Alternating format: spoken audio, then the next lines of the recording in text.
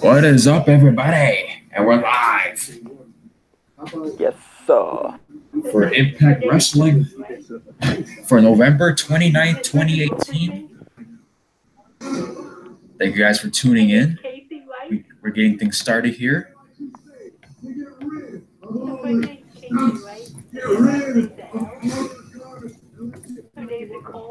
Let's go ahead and plug this video on my Facebook to let people know that we're live.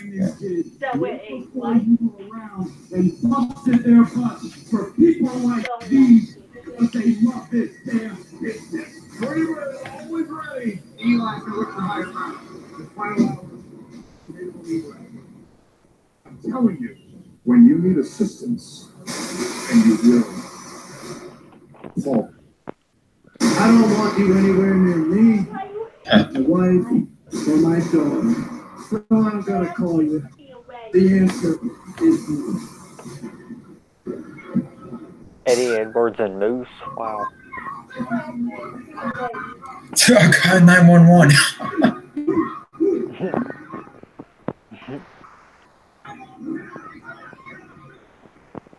Brian Cage.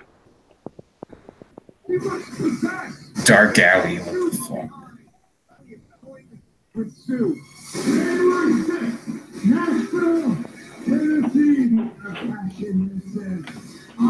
Yeah, Brian Cage cashing in.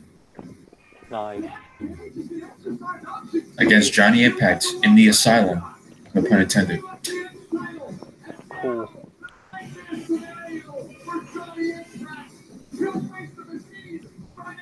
Homecoming, which will be next week. Or not next week, next year. Oh, next year. Cool. Yeah. What Well, day is that? technically in a couple of months. But it's going to be, I believe, January 9th, I believe. Oh, cool. Yeah, buddy.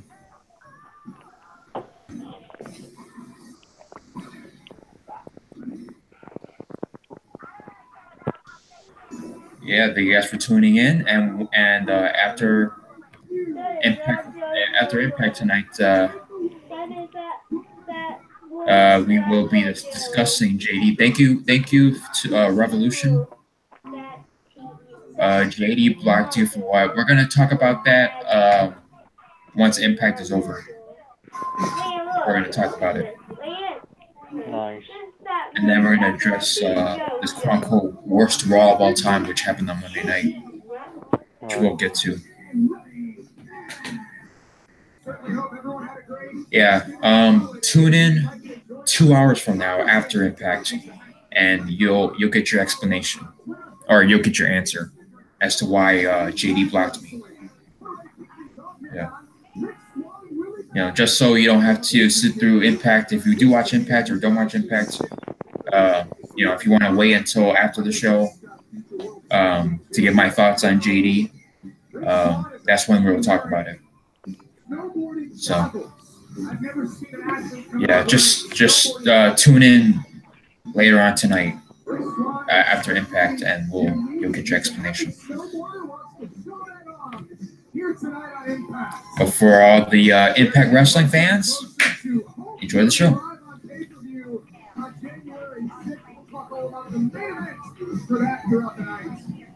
Lucha Bros. Yep, we got Pentagon and Phoenix. Nice. Should be a good tag match. Cool.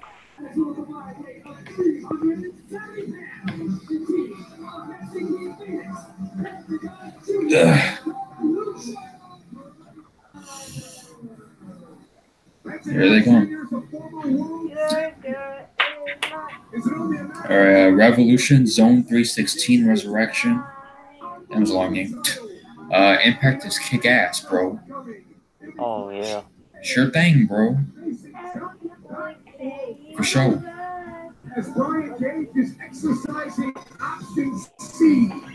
And Ricky wants to say it's a dying company. Fuck off, Ricky.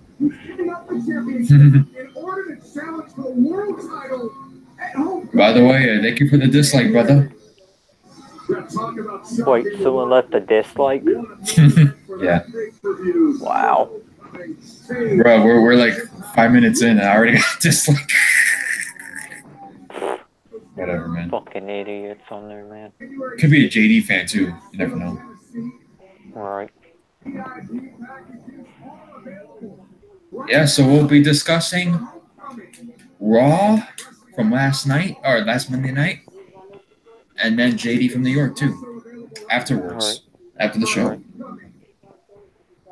From the asylum in Nashville, Tennessee. Nashville, Tennessee. What an ovation for the Lucha Brothers here in Las Vegas. We're in a situation now where I think fans love both of these teams. We talk about this should be going. We're overflowing with it in this tag team match tonight. Main event tonight, Tommy Dreamer goes Lucha. After the confrontation that those two had a couple of weeks ago.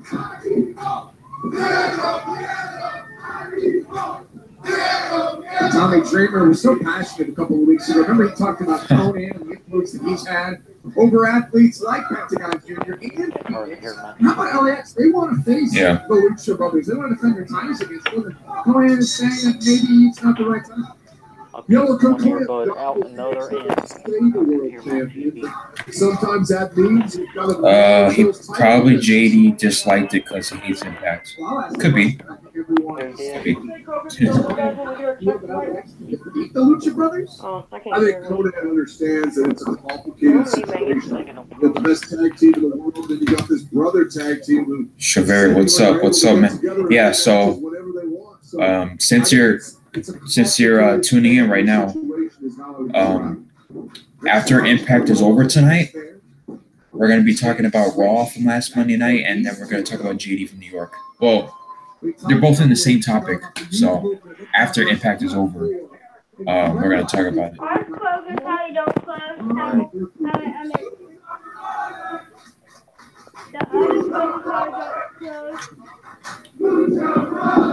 You can't get enough of Impact Wrestling, and I never can. You gotta check out our Twitch channel, streaming 24/7 Impact Wrestling content. Go to twitch.tv/ Impact Wrestling. Yeah. Anytime you want. Okay. Let's go. A special athlete. And speaking of special athletes, what was he doing? Mr. Swan. Wow. That was funny. Hands on his feet after the flip. Did you see Pentagon on the Empress hands?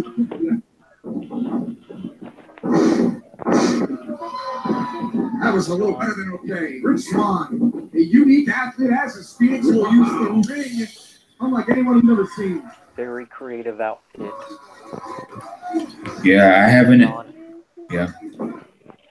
I haven't been online that much today, so yeah. What's the situation with Lars Sullivan?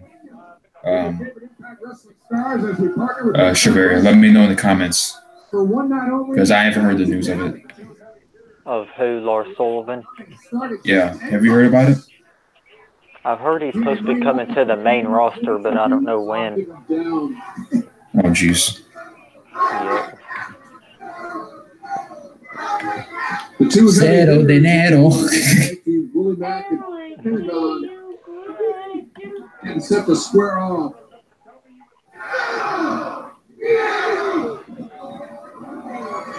He really looks amused. Not the first time someone's gotten in his grill. In the streets of Compton, Josh. And Willie throws up the W in the end for Willie Mack. Give it right back to Pentagon Jr. What does he mean, George Foreman grill? Whoa. Ooh, back to the head. Ooh. Whoa. Ooh. Whoa. Oh. Both thinking the same damn thing. Damn, you're ahead of me. And Willie Mack on the brakes. Oh. Big shot from Phoenix. Big shot from Swan. Oh, got him. Got him. We're having a party here on Thursday night. That was cool. Revolution, that nigga blocked me on Twitter last year. Oh, yeah. Well, dude, JD blocks everybody. He blocks everybody. Well, what do you block you for? Let me know in the comments what happened with that.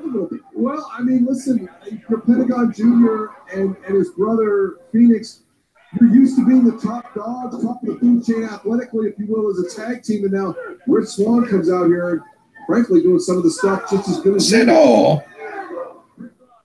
Pentagon Jr. off the ropes, big time kick there from Willie Mack.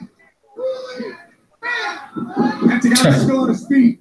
Oh! Ah, damn. It sounded like a gun going off there with that super kick to the face of Willie Mack. Oh, Willie Mack. Red Ronda. Willie Mack made his Impact debut at Bound for Glory. There goes Rich Swann. We saw him at WrestleCon earlier this year. Yeah, buddy.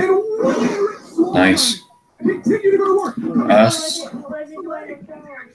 Someone on Reddit pulled up an old Reddit message where he was saying racist stuff and saying thank you, Stephanie, for the FAP video. What the fuck? Stephanie sent to him a FAP video?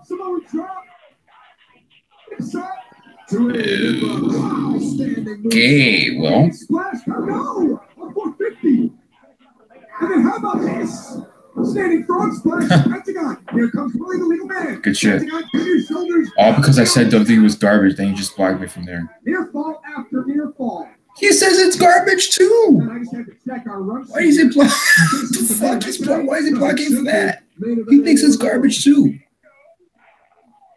Oh my god. So he's a classic WWE fanboy. That's basically what you're telling me. He's a WWE fanboy who can't take out the people's opinions. Is what we've been saying for the longest. No, it was videos on YouTube of he got off. Oh.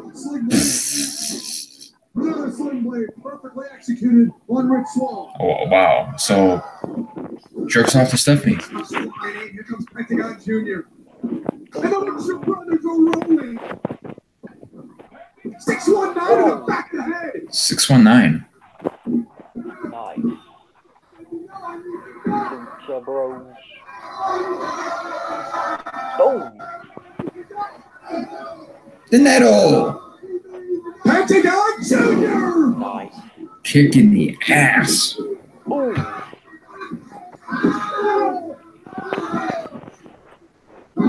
See, this is professional wrestling right here. Gets caught.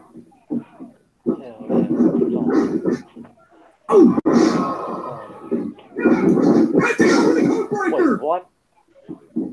Look, did he kick out of that? What a combination of moves, and they're not done yet. Oh, he's going up.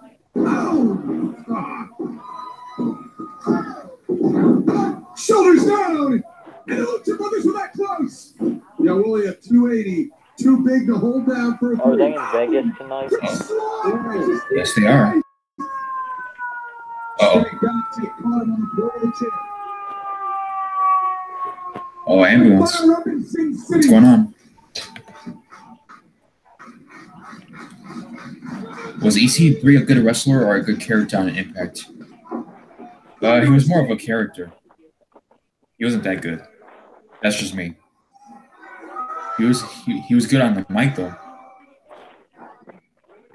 Thought we were gonna get one of those world famous Pentagon chops. Oh damn, Willie Mack with the pounce. Yeah. Sends Pentagon out to the floor. And now Willie at 285. Pretty good opening match so far. Oh, there goes Willie. Willie! There we go. Pentagon took the clone hero. Nicely done.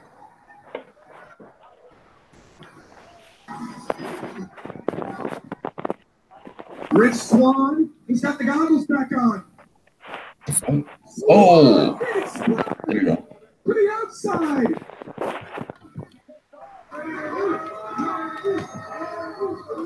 Three men are down, and there's Phoenix.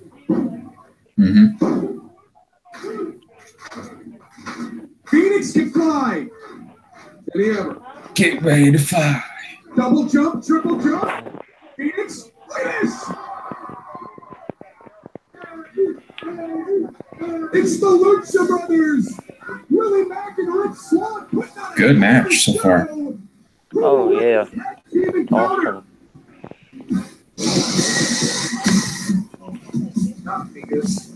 I like the high flying. flying in the air. Yeah.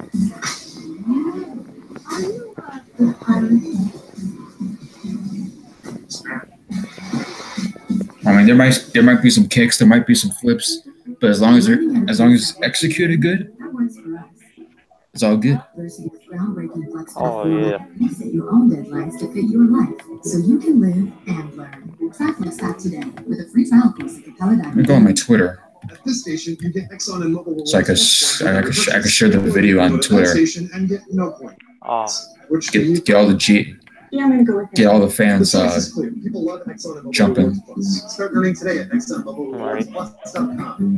Or dancing. My bad. When you order online, 50% off sausage pizzas, handmade pan pizzas, even barbecue banana pepper pizzas. If you're into that, this week only get 50% off the menu price of $34 million. There's always a damn pizza commercial. Right.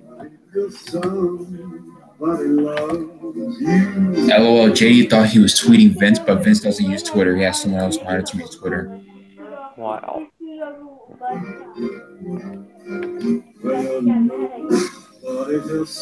Yeah, Shaveri, I'm gonna read your comments that you left on my video. When it pertains to what happened, when it pertains to that, once you know, Impact is over, because that was just ridiculous what you sent at me with JD and that whole ordeal.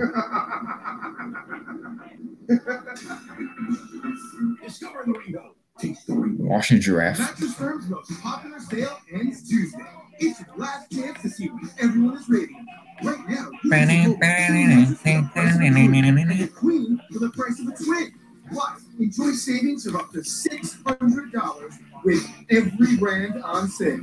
That's right, every single brand. Don't sleep on the final day to get these incredible savings. Your budget stretches further at Mattress Firm. Yeah, 9 people watching, but there's only 2 in the comment section, motherfuckers. Where are the rest of y'all at, motherfuckers? Nah, it's all good. I hate when that happens. There'll be like all kinds of people watching, but only 1 or 2 commenting. Like, what the heck? I mean, it's not that big of a deal. I mean, as long as they're watching, you know. Right. Yep. Comes in a ton of flavors.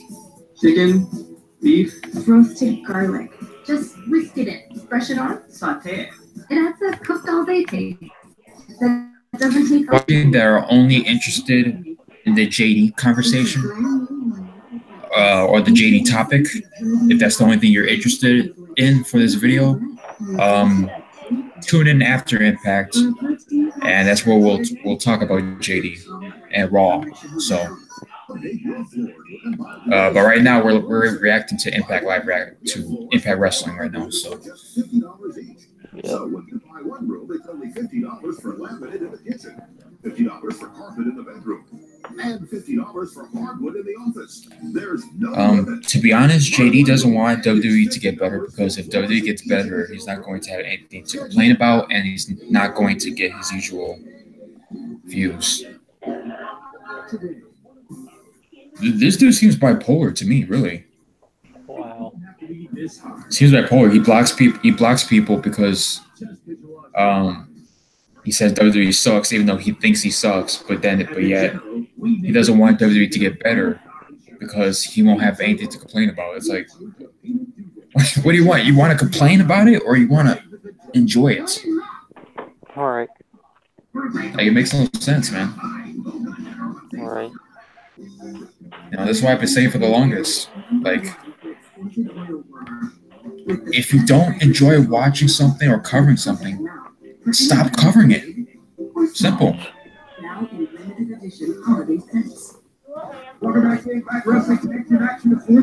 Amari, what did you do for him to block you? I'll get to that after Impact. Yeah, tune in after Impact Wrestling, and we're gonna discuss the situation. Yeah, right now it's just slow JD talk, you know what I'm saying? Because people are bringing him up in the comments. Yeah. I don't mind small talk about it, but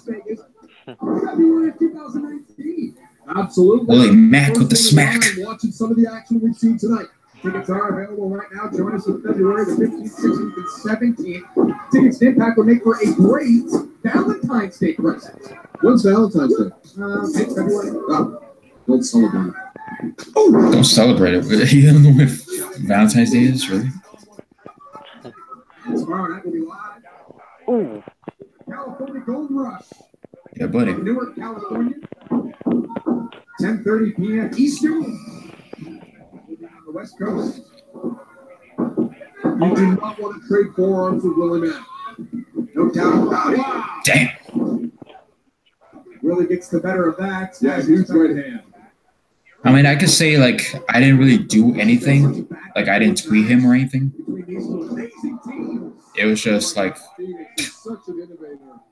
I guess what pertains to the videos I did on him months ago. Love your Impact live reactions, by the way. I watch Impact and watch you guys live reactions every Thursday. Oh, thanks, man. And I subscribe to YouTube. Oh. Thank you. I appreciate that. Oh, damn. Oh. He did like a Hurricanrana slash powerbomb. Nice. Oh.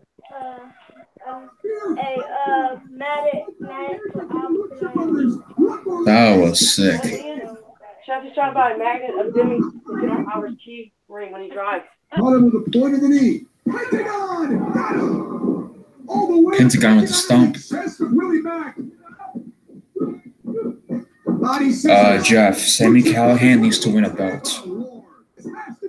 Yeah, he does.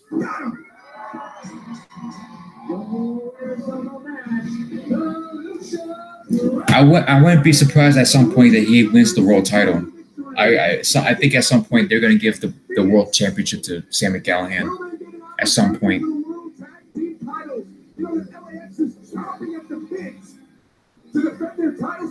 Yeah, it's just a matter of when, though. Yeah, because with Brian Cage relinquishing the X Division title, and he's going for the world title at the Asylum.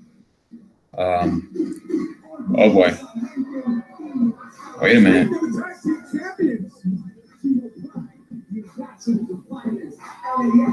Here they are, Santana and Ortiz.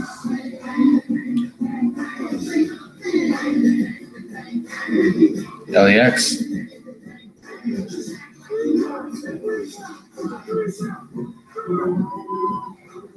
Oh, what's going down now? Where's J-Dog? Great question. There's Conan. Yeah, buddy.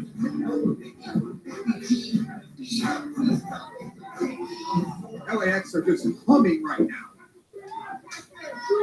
Trending in a positive direction, and they come out and show respect to their friends. What up, Vegas? Yo, so Taylor and I was watching that match in the back, and I gotta say, that was pure fuego, baby. Fire Jones. That was awesome. That was awesome. That was awesome. That was awesome. Sure, I was. They also got a Steve. Who's next for Elias? Who's next for the tag team champions? We wrestled the Ovaries and we beat them.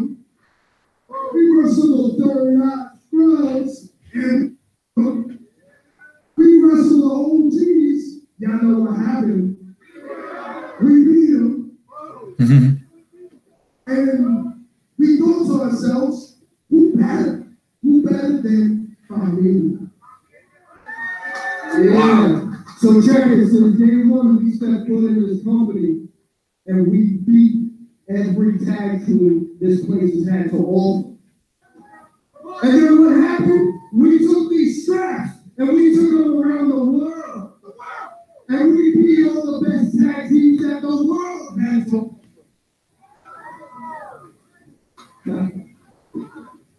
there's one thing we haven't done. There's one thing that we want to do. And that's finally give our brothers, our familia, a shot at these bad boys. Magnanimous offer, Josh. Okay. So take it. How about this? Yeah. January 6th. Live on pay-per-view. We take this to homecoming. And we finally give the people what they want. We finally give the world what they've been asking for. Yeah.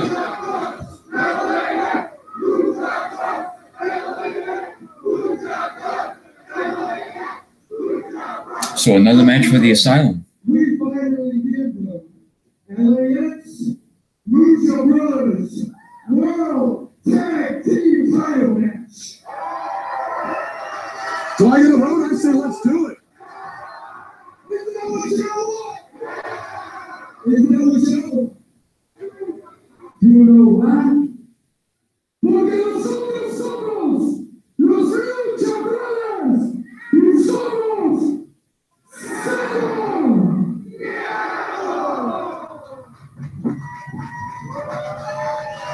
Well, that should be a good one. Josh, but when the belts are on the line in the heat of battle, I hesitate to predict what's going to happen. All right, so it's going to be LAX versus the Lucha Brothers in the Asylum. January 6th, not January 9th, January 6th. Bryan Cage versus iMPACT for the World Championship at Homecoming. We now have LAX versus the Lucha Brothers for the World Tag Team titles on January the 6th. That was damn good. That was a good match. That was a good opening segment. Next division title will be up for grabs.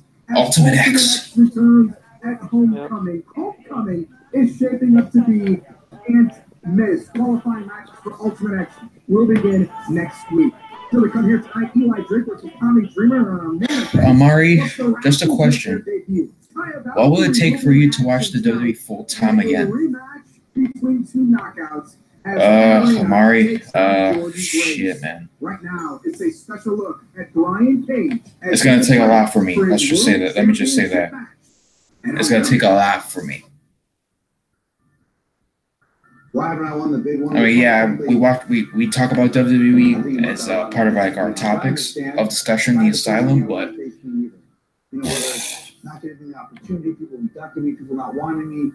until Vince McMahon gives a fuck. That's all I'm gonna say right there. Until Vince McMahon gives a fuck.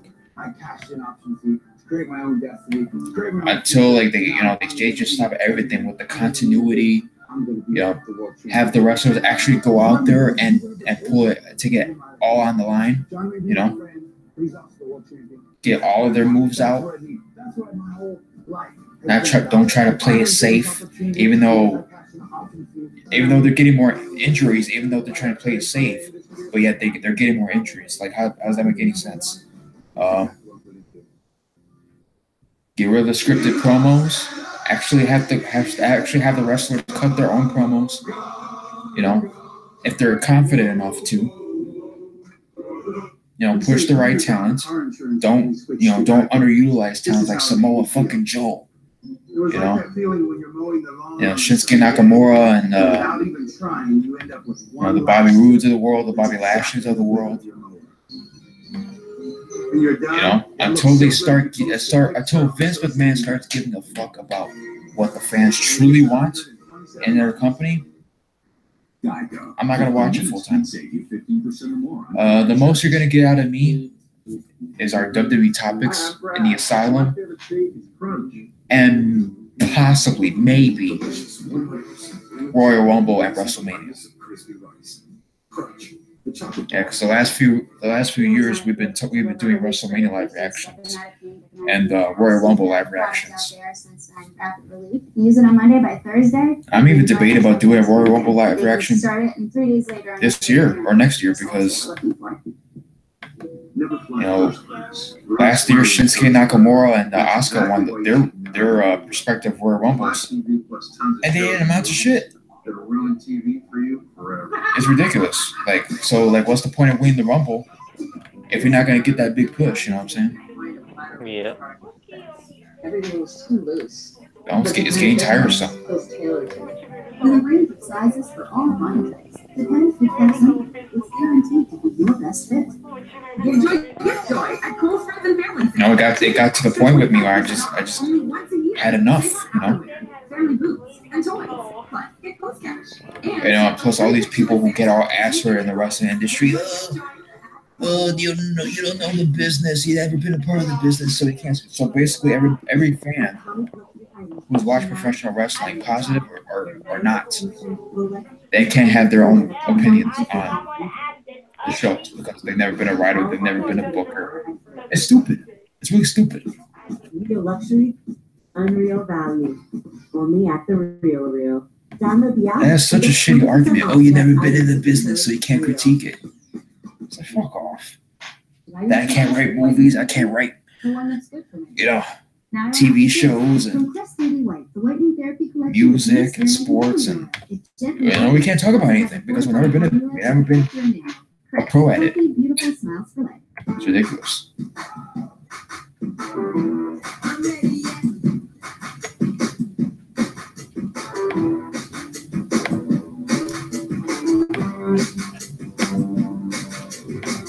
But yeah, that's my take when it pertains to WWE.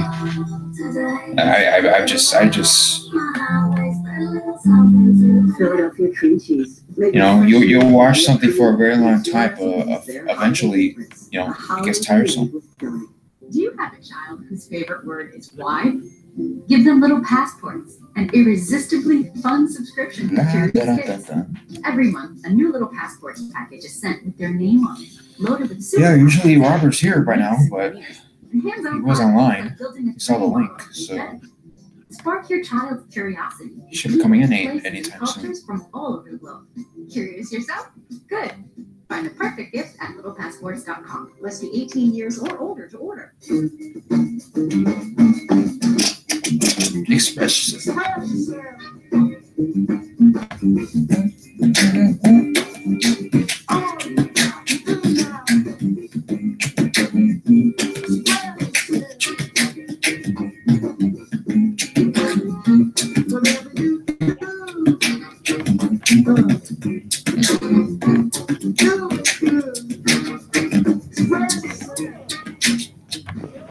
World knows you're a craftsman guy. You have a lot of tools. Tools for everything you've done around the house. One of my favorite songs of all time. But Your new project needs new tools. The two guys who need tools, they start with Lowe's. The new home of craftsmen. did you watch Raw, by the way, Monday night? Yeah. It is? Okay, so, okay, that's good because, you know, once we're done with Impact, you can explain, like, I mean, Robert's going to do some explaining too, but, you know, you can talk about too since you actually watched the show. So. Yeah. Shaking hands as they have agreed. Yeah, LAX and Lucha Brothers. I honestly, Hell of a match. and we're only a half hour into the show. Right. Still got more to go. Right. That was hell of a match that just happened. Yeah.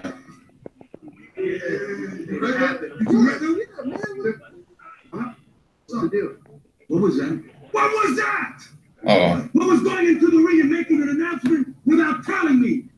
Me? Like I thought you were taking initiative. I thought you were... Well, you gotta tell me first. You just can't go out there. I told you it wasn't Oh, time. Conan doesn't approve. You said to only give the people what they want. When's the time? Exactly. You know, when's the time? They want it now. Look, I just wanted to sit with all four of you and explain something to you, all right? I've had this problem before. I saw it with Eddie Guerrero. I saw it with Psychosis. I saw it with Rey Mysterio and Juventud Guerrera.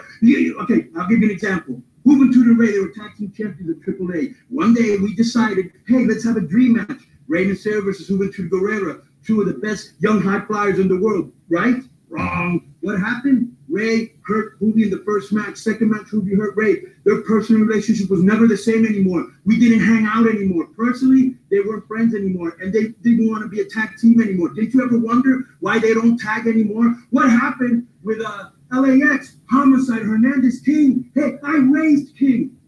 Homicide, your mentor. I was his mentor. They turned their back on me. Once you cross that line, it's over. Because Pentagon and Phoenix, they want to be the best, and they're going to go after it. If they have to hurt you, they will, and so will you. And once that line is crossed, you can never get that friendship again. So, they're like my sons, you're like my sons, and at the same time, I have business things that go down with them. I hope you guys didn't hamper that. But nevertheless, you already made the announcement, so now I know what I got to do. Excuse me. You mean what you got to do? What does he got to do? Okay. It's crazy. Conan doesn't approve of the match. Katarina. So he doesn't approve of this match? Like, what the hell?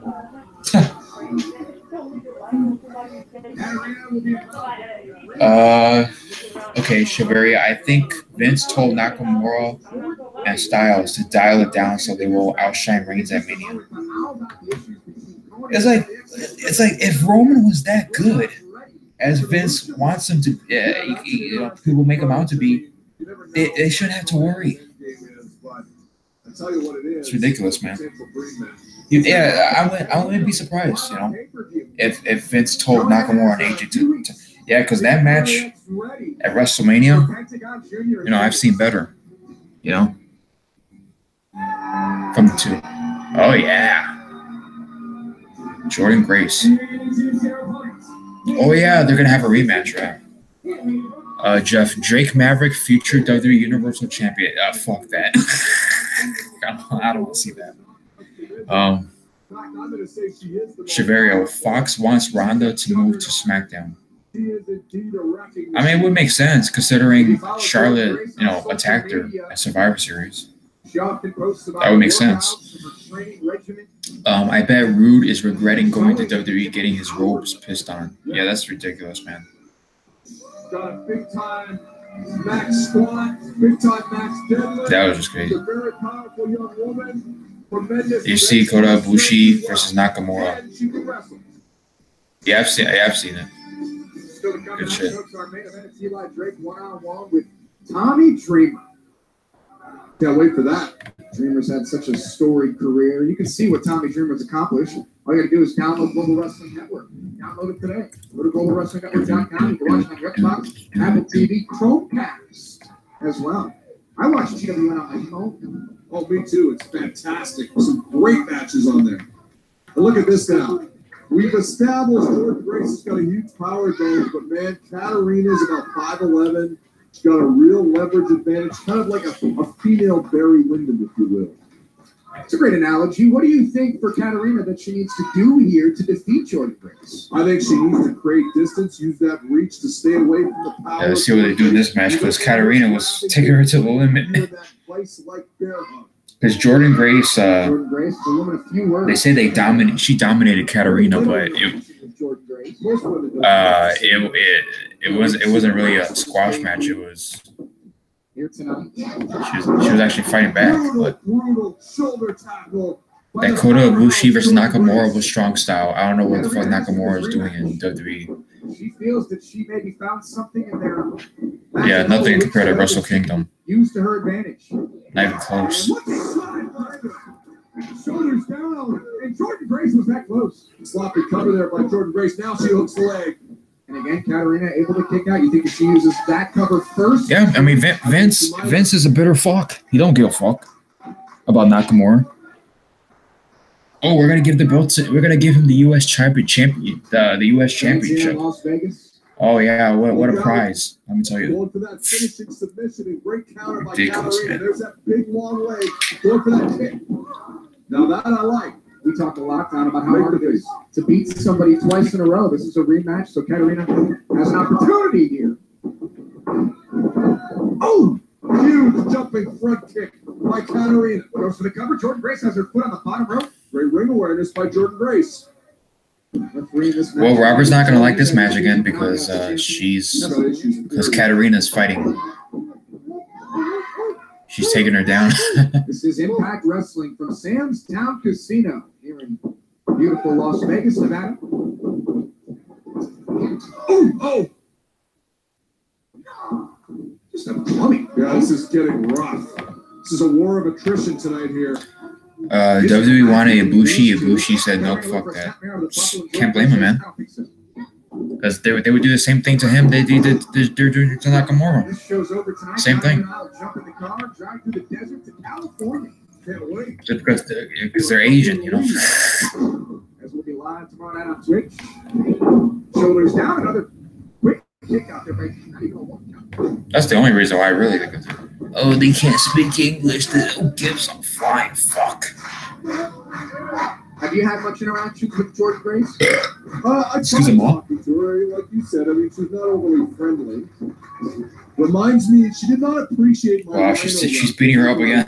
Robert's not liking this. I bet. Remind me a lot of Rhino, and I mean that in a very positive way. I managed Rhino to the ECW World Championship. I think a lot of the kid. That's the kind of power, that's the kind of special ability that I believe Jordan Grace brings to the table here in Impact Wrestling. Saw Katarina with that submission hold. Jordan Grace was able to stay alive in this matchup. Reversal by the powerhouse. Face first for Katarina. And it seems, this is only our second opportunity to see Jordan Grace, it seems that she can use that power to her advantage whenever she needs to. Look at this. Yeah, that's a tough one. Can't pick her up. Katarina. She does not have the low center of gravity needed to pick up someone with Jordan's build. You can see, I like how Jordan chin breaker there. She's just fighting back. Keeps a wide base. Shavir, the reason WWE wasn't pushing Becky was because Dunn don't like her accent. He just want to talk. Bucktooth motherfucker. Out. This ain't wrestling. Fuck, bitch. Really, with the arrival of Tessa Blanchard, things certainly changed. And we're going to see Tessa and Taya clash for the Knockouts title at Homecoming. Whoop. She's got a fucked up accent. You got fucked up teeth. Big foot, using that length that you talked about earlier. Oh, wow. What the fuck? CDT off the top turnbuckle. And Jordan Grace is in a lot of trouble. Kick out at 2. Powerful kick out. Katarina trying to stay on top of Jordan Grace. And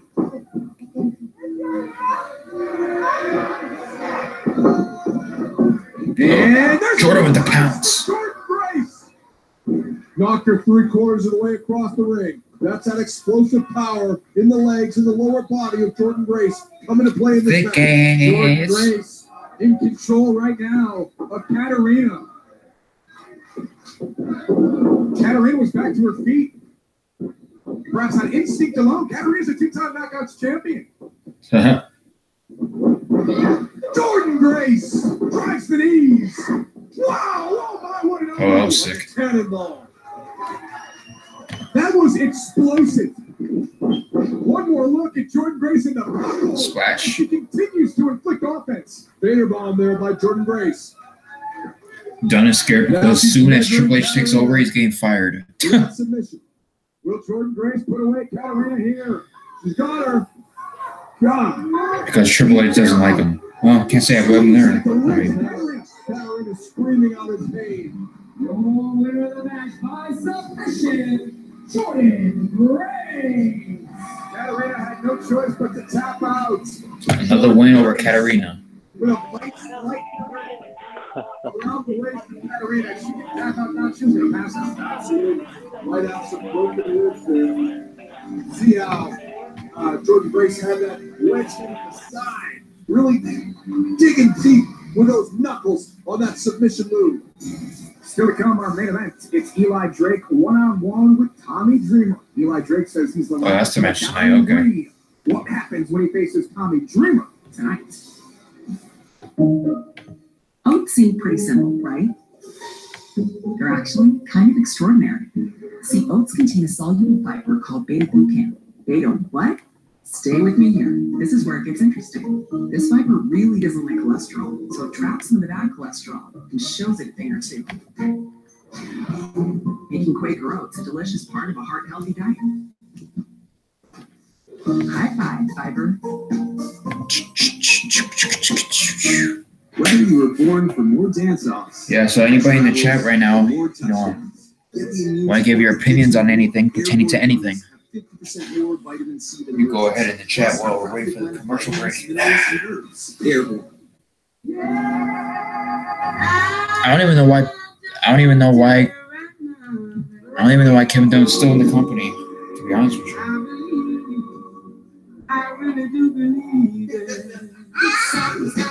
Like, seriously, what does he bring to the table?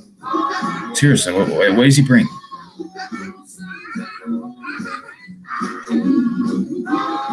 Oh, wow, Becky has an accent. Ooh. Great. Paul was always feeling what a miracle life is because it was a gift. Serrano. I want to talk about Paul. I want to celebrate his life. He was just an angel among us for a short time. Oh, Paul Walker commercial.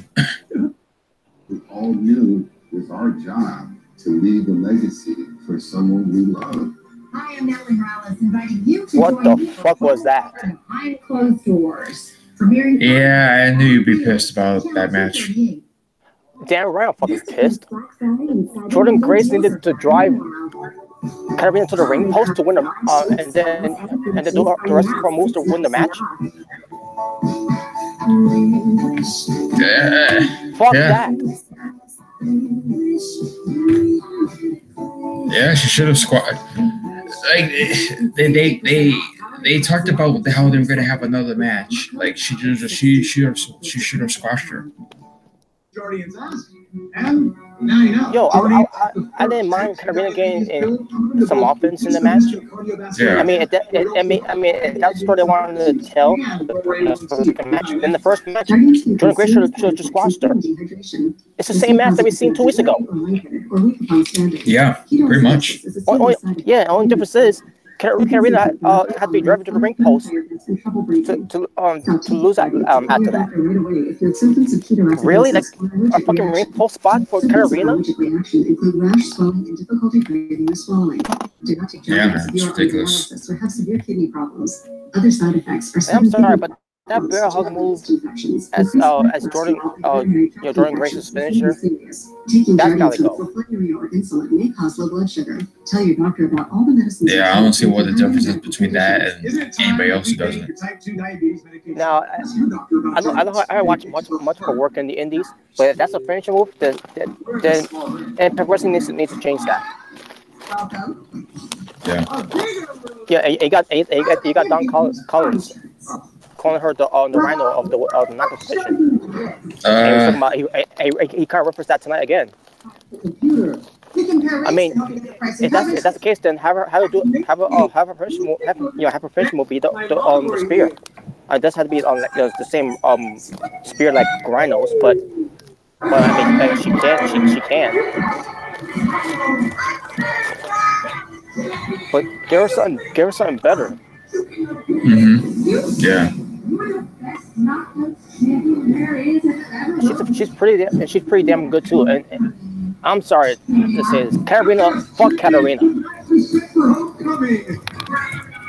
I don't know why they're giving her this push. Who's getting the push? Sorry, I was typing in the chat. I pulled every connection. I don't know why Katarina is getting TV push. Speaking of TV push. Who is it? It goes from bad to worse. We're still here. Wow. In Sam's Town Casino. Well, actually, I had to restart my laptop because my It's just a minor setback. the last stream I watched on Impact Wrestling it was fucking up. But I can hear from the background though, and thank God I'm missing that too. Fuck those two.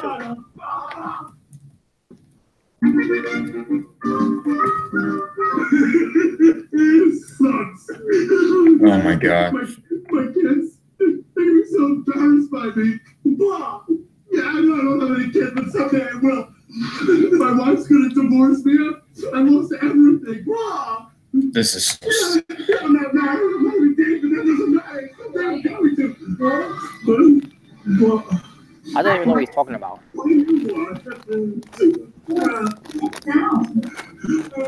everything. There's no crying in wrestling.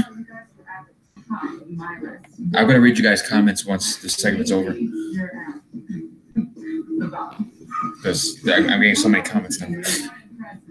By the way, Remington, you got the link to the video, so.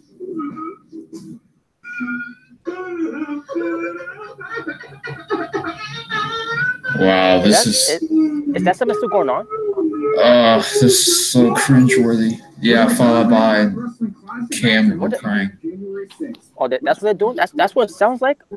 They're crying. That is terrible. I mean, I'm not watching that part, but just hearing it, so it sounds so fucking terrible. I thought that was some animal crying to death. You know. Oh god. I don't know. Some type of animal was crying on that's going to die, or whatever.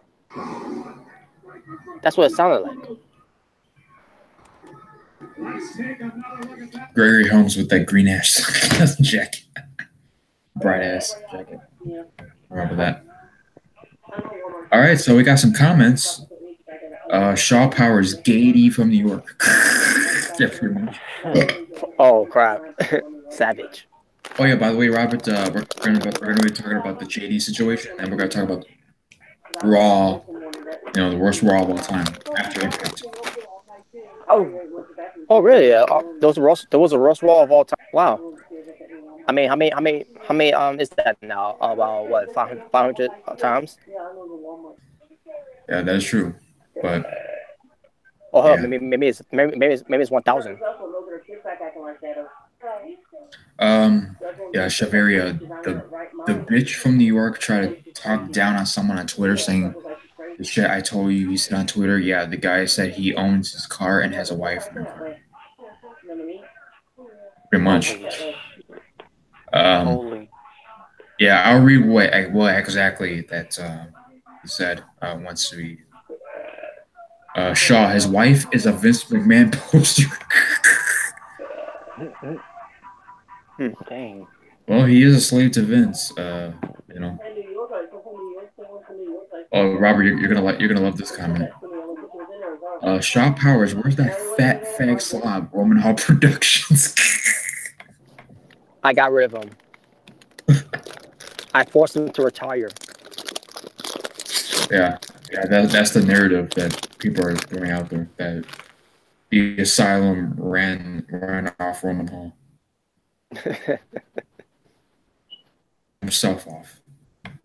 But hey, and people are butthurt because of that. You know, some people. Yeah, they got screwed off of Mountain Dew Ice. Yeah, and like he's something special. Exactly. Amari, this is one of my favorite rap songs of all time. Oh yeah, like Express Yourself, yeah. Good shit. Ooh, Tessa,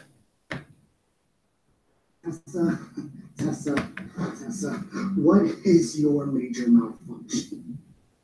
Oh boy. You think because you're a champion that you can go around putting your hands on myself or any of the other Impact Wrestling officials? Let me make one thing perfectly clear to you. When we're in that ring, these stripes stand for law and order. It is my way out in that ring, and you will listen. Huh. Are we clear? What? Yes, sir. Very clear. She has a smirk on her face, rolling her eyes. Was that the referee in front of her?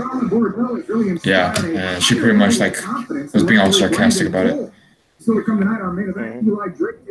Yeah, so we got a referee talking about it's an working safe environment. Yeah, an unsafe working environment. Wow. Okay, commercial good. Yeah. I mean, think about it. We just got away from Eli Drake saying that, you know, basically to set up the build on Joseph Park, and now we got referees coming out of nowhere and saying, "Oh yeah, it's an unsafe work environment." Change how you learn, not Yeah. how you live. With compelling universities. Shiveria. JD has 2 cats. That's the only pussy he's laying up with at night. Yeah. Indeed.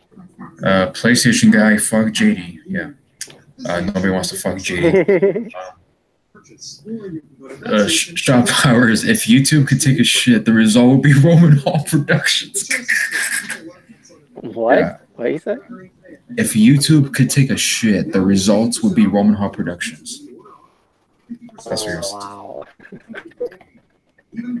Wow, that's clever.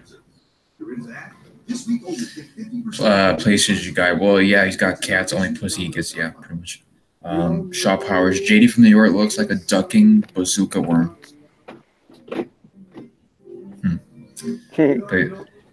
PlayStation guy. He's a thin, silent Bob. Oh, he meant to say fuck. Okay. PlayStation guy. God, my balls itch. Didn't need to know that. Shiveria. JD looks like a bitch you want to beat the fuck out of. PlayStation guy, is that a girl crying? I don't know what you're talking. Oh, you're talking about Fall Out Boy and Cam. Yeah, they were crying. It was stupid.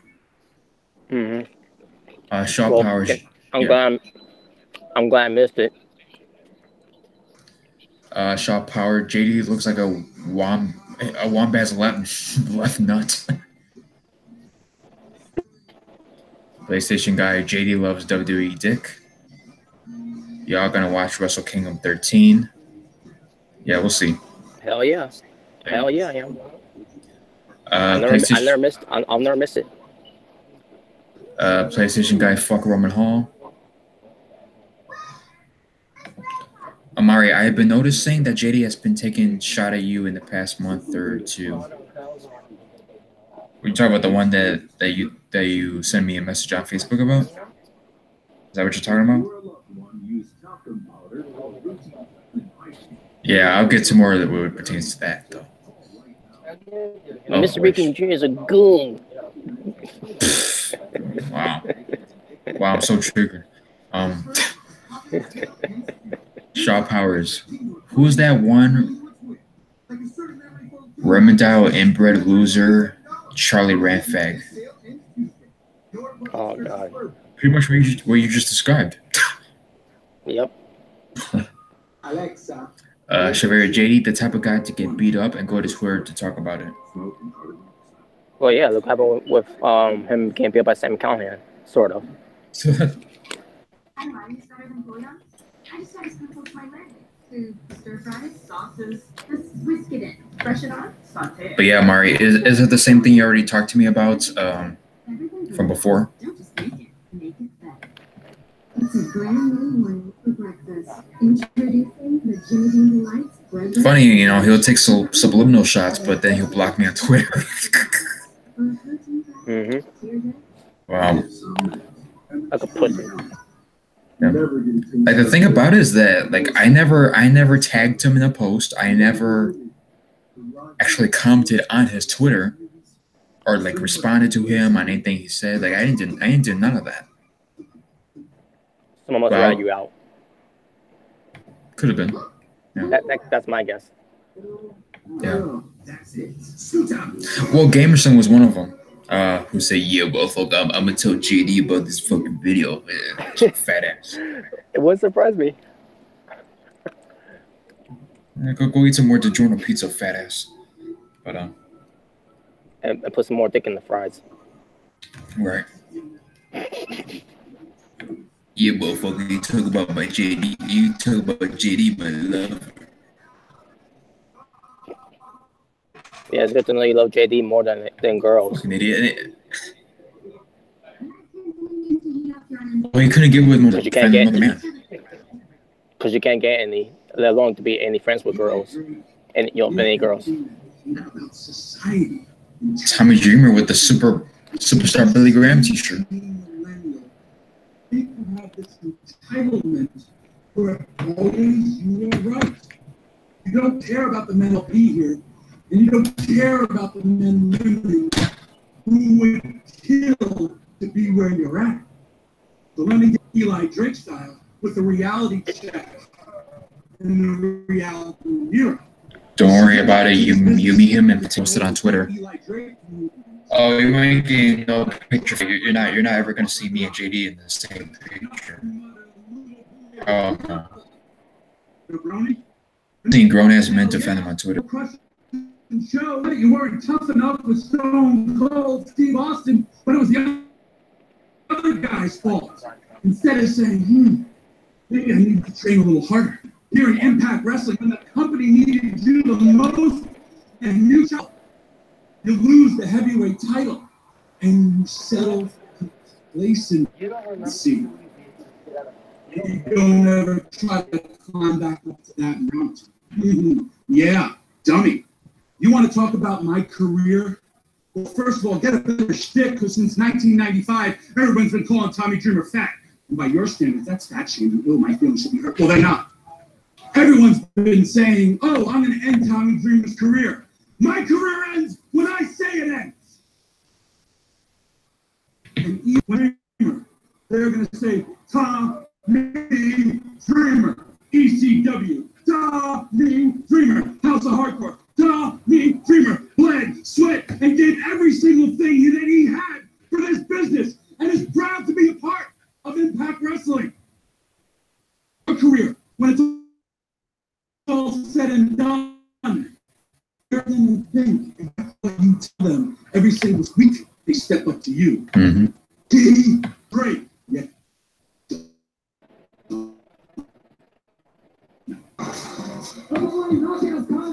Wow.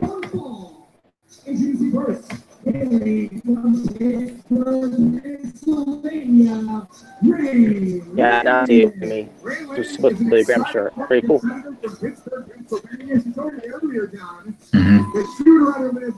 Anywhere else that has a beef. You can buy it from BoyFreeKids.com. Not a lot of beef is in Pittsburgh. Not a lot of anything in Pittsburgh. Yeah, but the confluence, three rivers come together. Well, that's throwing. Oh,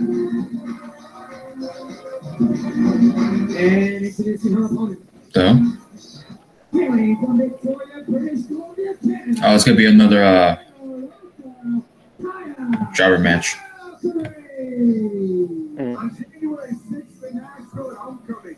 All right, so far my stream is looking fine, and I just finished watching the Time Turn promo.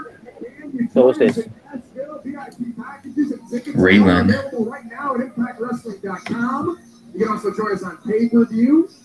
You can stream at Okay, so I guess she's there for I guess she's signed with Impact Wrestling because we've seen her last week.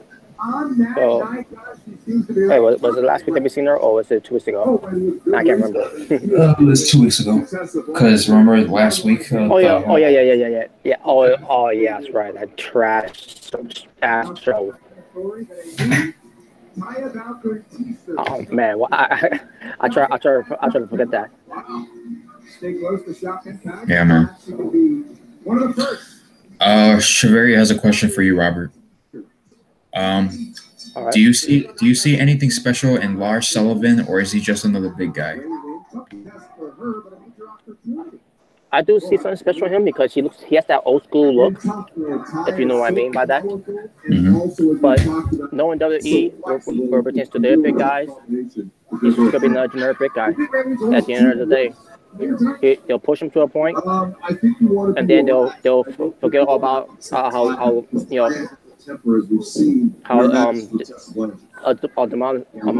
dominant monster he is, and he'll become a joke. That's say they did the Rusev, then they were great. Vincera, you name them all. Even back in the 90s where they were Vader. Oh, yeah. I mean, they didn't turn him into a joke. They didn't turn Vader to a joke, but Vader wasn't the same. He always loses. Of course, Ray Lynn in control right now. As she goes nice drop kick, missile drop kick there. Ray Lynn cover hooks both legs and kick down. I had the opportunity to interview Ray Lynn earlier today. Well, yeah, we'll see what happens for all of it. But like I said, it's been done before in the past. Giants aren't going to be treated like a joke, like the Big Red Machine Healthy attitude. Got that brass ring to it. Do you think he's been booked the worst out of all the other big guys in WWE? Kane? Yeah, so powerful. Well, probably could find a way. And Lost of it's gonna be humble to listen to what they tell him to do. Shaw Powers. Cena may be the president of the Vince McMahon Kiss My Ass Club, but JD is the president of the Vince McMahon Suck My Dick and Lick My Ass Club. Damn. Wow. Shaveri, I heard Lesnar was flying out to Orlando to personally train Lars. Oh, wow. I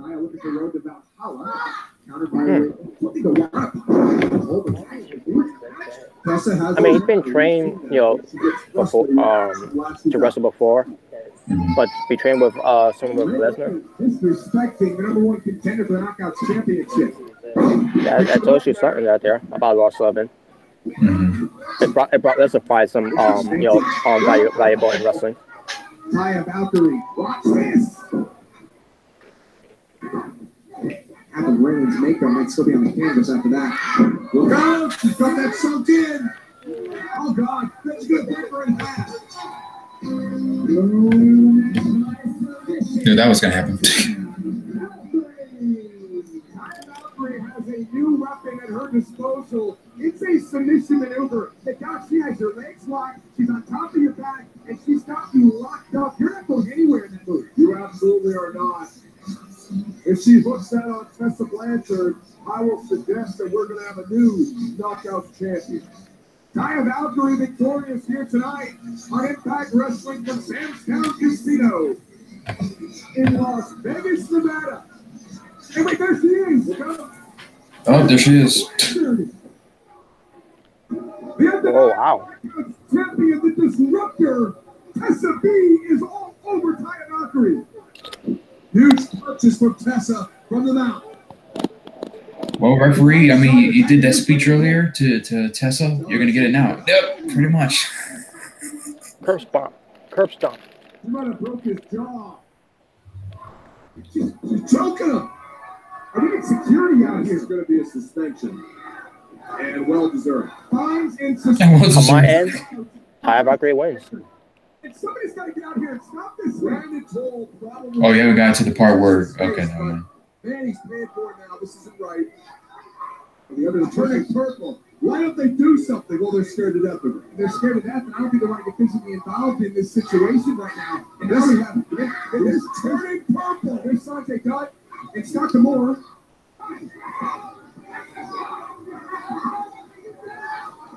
And they can't get her to stop. She's going to be careful. She's going to get fired. Oh, you just get physical up there. Okay. Oh, wow. I saw it now. That was obviously choreographic there. And Taya Valkyrie basically gave it away right there. That she was going to get attacked. Yeah. I'm going to stand like this and look around like this and, oh, I got attacked. Oh, boy.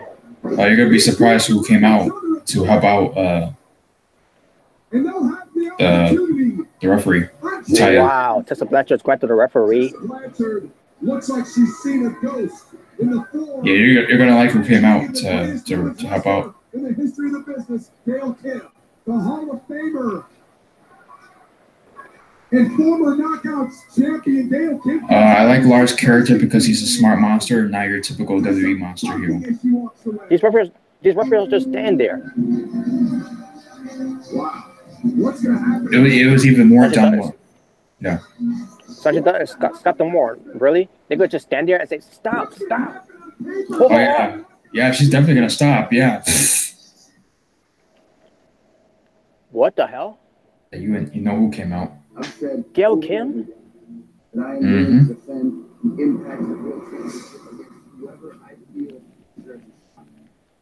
Holy shit. Oh.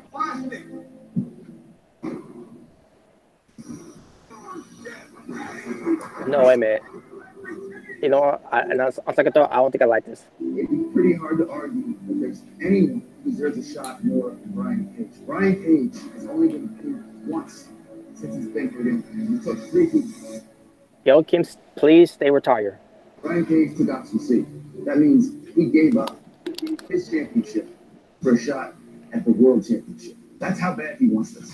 January 6th, Nashville, Tennessee. And I'm cashing this in. Option C. Brian Cage is the exercise option C. Sometimes motivation and ambition can be a scary thing to look in the eye when you're standing in the ring. Brian Cage. It's so funny. Brian Cage is doing option C, and Austin's not even there. He hasn't got. He wants the world title shot. He just gave up the X-Title. Option C. Johnny Impact. Brian Cage is a machine. Everybody does. Terminator 5. When he walks out, everybody knows Brian Cage calls himself a machine. Machines are programmed to do one thing. And that's one thing that Brian Cage does. He's incredible at. Something different. Something that Brian Cage has never experienced before. The main event of a pay-per-view for the Impact World Championship. Ah, how funny. How funny. In a situation like that, a fake JD from New York. Hold on. A fake stock account of JD from New York. Wow. Wow. Wow, you're that much of a faggot that you made a fake stock account of JD from New York. Wow. Listen. Did you hear what Brian Cage? What a loser, and yet you're here. We haven't even talked about JD yet. Yeah. I understand. But whatever. At homecoming, he's going to do whatever it takes. Well, but to keep the Impact World because of the commoners, obviously. Yeah. Doing whatever it takes to win. Chavaria, I feel Pete Dunne. Yeah, we haven't mentioned. We haven't gotten to the topic yet. Yeah. You follow? You're a loser, and yet you're watching me. And you're hiding behind a stock account. Weird. Yep. Power. What's up, George? You know? No, stop power. That's a fake. That's a fake. I clicked on the channel and yeah, it's a fake.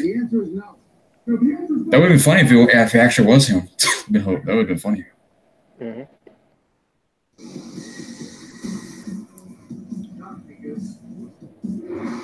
The Flamehead. Sorry, guys, I left since it's always loud where I am. Yeah.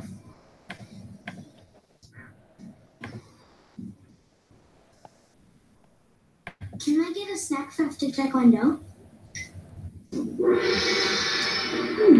Debate club? You're in debate club? Yes. So there's a fake JD account. Yeah. That's not a thing.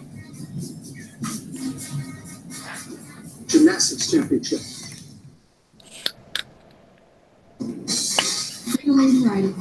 That's what you're drinking there.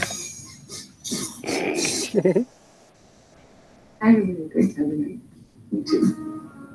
Yeah? Yeah.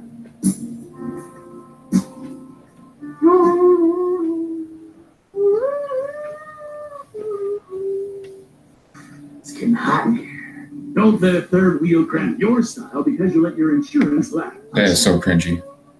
It's okay. This is interesting. To the cross, wants to impact the action to take out Brian Cage. She wants to take out Brian Cage. Mm-hmm. Oh, no, okay. basically, he wants Johnny Impact to ask to the cross to take him out. Yeah. Mm-hmm. This is interesting. I wonder what it's going to lead to. Maybe a possible Johnny Impact heel turn. Or something else might swerve us. Buy faster. Chavaria, people don't like JD because he's a sensitive bitch. Yeah, he's got sensitive fans. He's got sensitive fans too. George, so wow, so punk at, yeah. Nah, it's a fake. is 2 times softer and wraps your baby in our most premium protection. So every touch is as comforting as the first. Pampers, the #1 choice of hospitals, nurses, and parents. Yeah, it might just be you and me after the impact. About 50% of people with severe asthma have too many cells called eosinophils in their lungs. Damn, I got 13 people watching right now. Well, we still got time. In case anyone does show up. Yeah, still got an hour, about an hour. Damn, I got 13 people watching right now. Holy shit. The Senra is proven to help prevent severe asthma attacks, improve breathing, even lower oral George, to be honest, I like Johnny Impact as a heel better than a face. Yeah. Oh, believe me, he's good as a heel. Yeah. So whatever they do at Homecoming, it won't surprise me if it's a heel turn that they're doing with him against Brian Cage and with the involvement of Killer Cross. And well, I'm not gonna get into it that much because when we get close to it, I'll talk about it. Right. Real chocolate embracing the lightness of crispy rice. Crunch, the chocolate bar all Americans love. Shaveria, he tells his fans what to do and what to like, and they obey him. Yeah, pretty much. Yeah, same thing with Jason Genova's fans. Yeah. Well, nobody knows who Jason Genova is in the comments, but Shaveria, what happened to Conga Kong? That's what happened. Well, he died. He actually survived on the swimming pool. But I think he has last match against Brian Cage, if I'm not mistaken.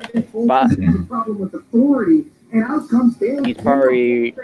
some indie work outside of Impact because he's also wrestling for other companies too. Right. At Homecoming.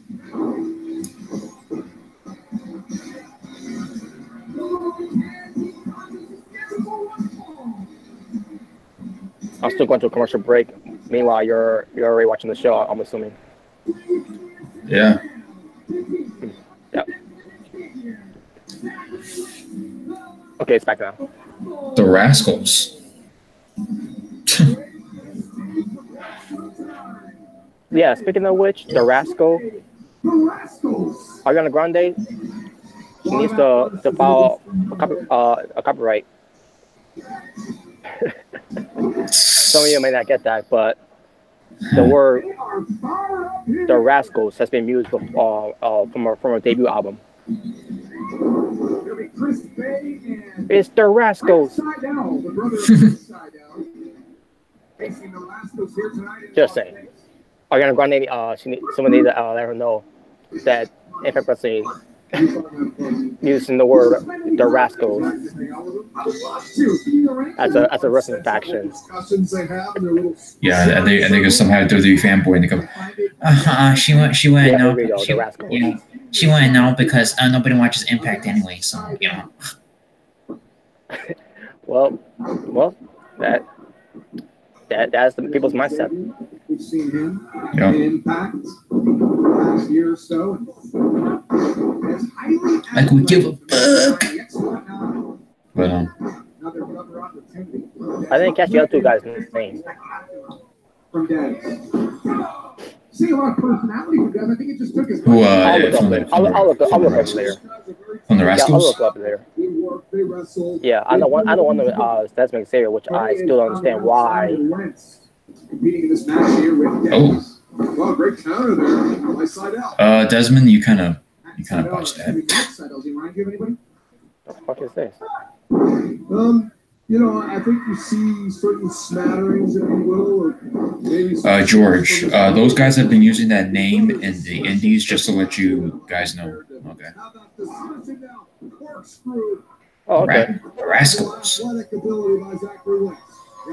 Shaveria Lashley is one of the most legit guys in WWE, and they book him like a Lesnar character, even though I don't think Lesnar's playing a character.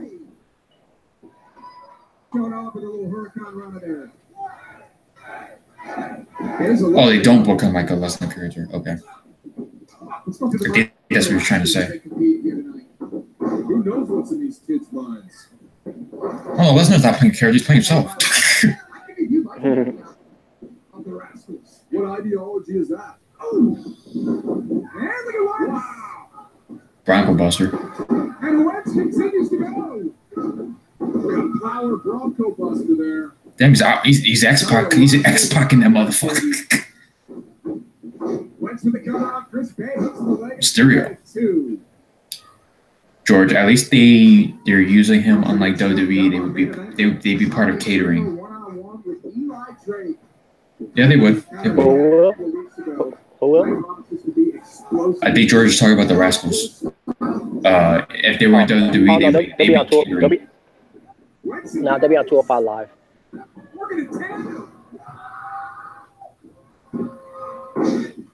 These kids like to have fun. Sometimes I wonder if it's a little too much fun. You need to get focused.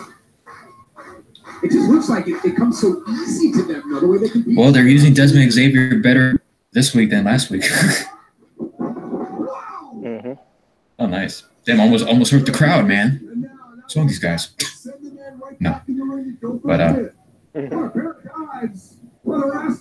Shaver making piss jokes about Maverick. Yeah. So stupid. I guess that's I also found out that the Rascals are also Canadian hip hop bands, some from the 80s and 90s, and also they're still going on too. Can we see that one more time? I just now see it right here. As I'm looking up, trying to find the Rascals or represents these factions in wrestling. But I see a group, hip hop group here of the Rascals that's been going on since 1989. George, they're not using Lashley right at all. He's a fucking goon. Period. He said with the C. I'm saying with the G. Goon. Yeah, man. It's ridiculous. Oh, we'll get to that when we get to the topics after this live reaction. She doesn't. You know, represents to Lashley. With Allie. Oh, your girl's on TV, Robert. She could have hurt me. She could have attacked me, but she didn't. Oh, I hear her, but I'm still watching this match though. Because, I'm watching on a laptop. Mm-hmm. Oh shit! What the fuck was that? You've been with me since the beginning, since day one, and we promised each other that we would have each other's backs, no matter what. Oh, cool. Don't let the finishing spot. Yeah, I know. You're stronger than this. That was awesome. Yeah, that was pretty good. Ellie, please. Please come home. Okay. Kara Hogan with the emotion. Wow, Kara Hogan.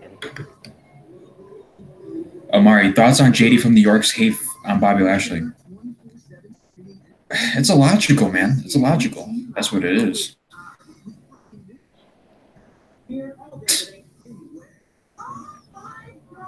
I mean, I don't care who hates who, but at the same point, it's like the logic is just weird. Daniel Bryan Daniel Bryan demanded the heel turn. Okay. Yeah, he did. Yeah. And AJ Styles also requested to lose the title.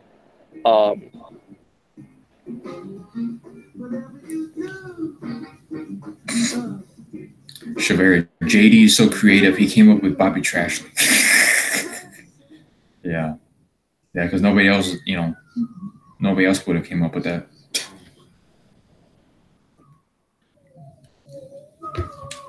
That's how delusional this guy is. Thomas. Here, Hogan put out some acting lessons from Twilight. Yeah, come on. Yeah, but those don't know. Kiera Hogan is a fan of the movie Twilight. Oh, no wonder she said it like the way she said it. Thomas, I'll be on a little later, but I'm gonna send you all something JD said about Cody and Dusty. Oh shit. Okay. Oh. You can say something about Cody all you want, but wait, but Dusty? Yeah, I don't know what. Well, Thomas, put it in the chat. So me and Robert could talk about it. Yeah. Put it in the chat, Thomas, if you could, please. Yeah, let's address you can say something to Cody all you want, but Dusty Rhodes. But let's see. Oh, JBL said. JBL. Oh, not JD. JBL. Yeah, okay. JBL says something about Cody and Dusty. Okay. Like I say JD. Oh shit. You buried even more. Okay. You can still put it in the chat though. Yeah, you can still put it in the chat. I'll let to hear what he said. Then Saudi Arabia is going to change because WWE. Oh jeez.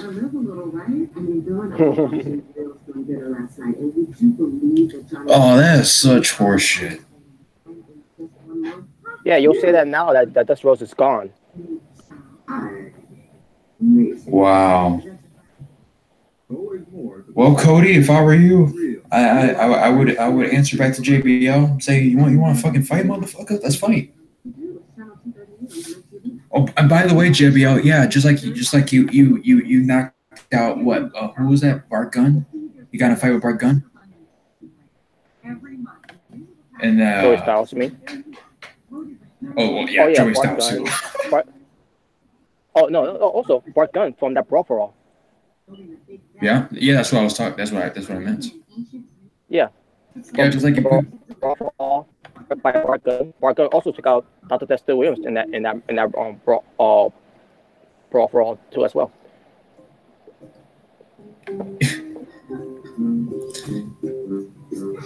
Flamehead. The same JBL who got beat up by Joey Styles says he could kill Cody Rhodes and Dusty Rhodes in a fight. Of all people. And why is he saying this now? Why is he saying it now? Pussy. He's a fucking pussy. Yeah. Like if you really thought of that, you should have done it when Dusty was still alive. Mm-hmm. You could do it to Cody now. And with Cody, while they was still in the company. Yeah. Also, there's also a rock band called the Rascals. Yeah. It's from 1965, and also from 1988, and from 2012 to 2013, and that's basically there's no more of that. So, but yeah, there's another one named the Rascals, and also in the music business too.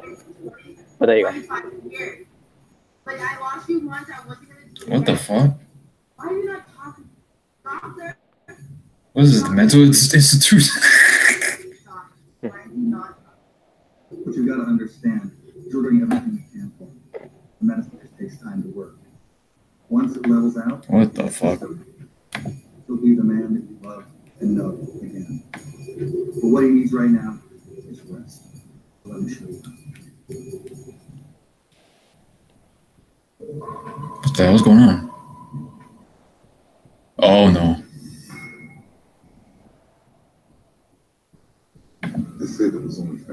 What the fuck? What happened? You'll see. Okay. This is also commercial. Also, the Rascals were also an England band from 2007 to 2009. But as I was reading this on my way here, oh my god, I realized he's in the loony bin. Oh, it gets weird from there. What happens in the part also didn't see that this book. What happens in the part where we powerbomb you on the ramp? I didn't see that on this book. And then let's skip to the end. He talk about winning championships. But he don't mention being stuck in a nut house. Okay, well, while Moose is talking, let me go ahead and read the comments because there's a bunch of them now. What the fuck? Exactly. How does this make sense? Damn, I need to go all the way He's in back. there because of Moose.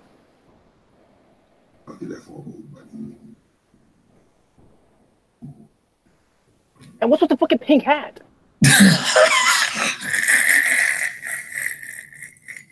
Why is he wearing a suit? What the fuck is going on?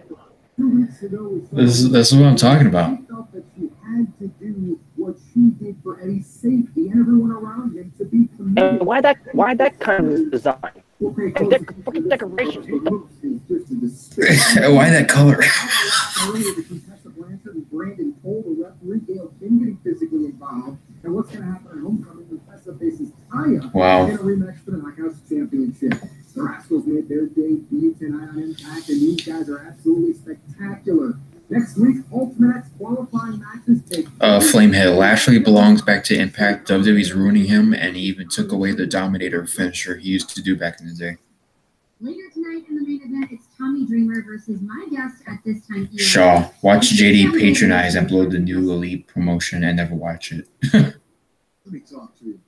Oh boy. You know, the issue isn't with hardcore wrestling. The issue is with Impact Wrestling. And as usual, AJ resigned, so I think he has an Orton-like schedule. Okay. Yeah, AJ did resign. He's going to have a lighter schedule. Come to think, man, maybe I should apologize for the way that I made Tommy Dreamer feel.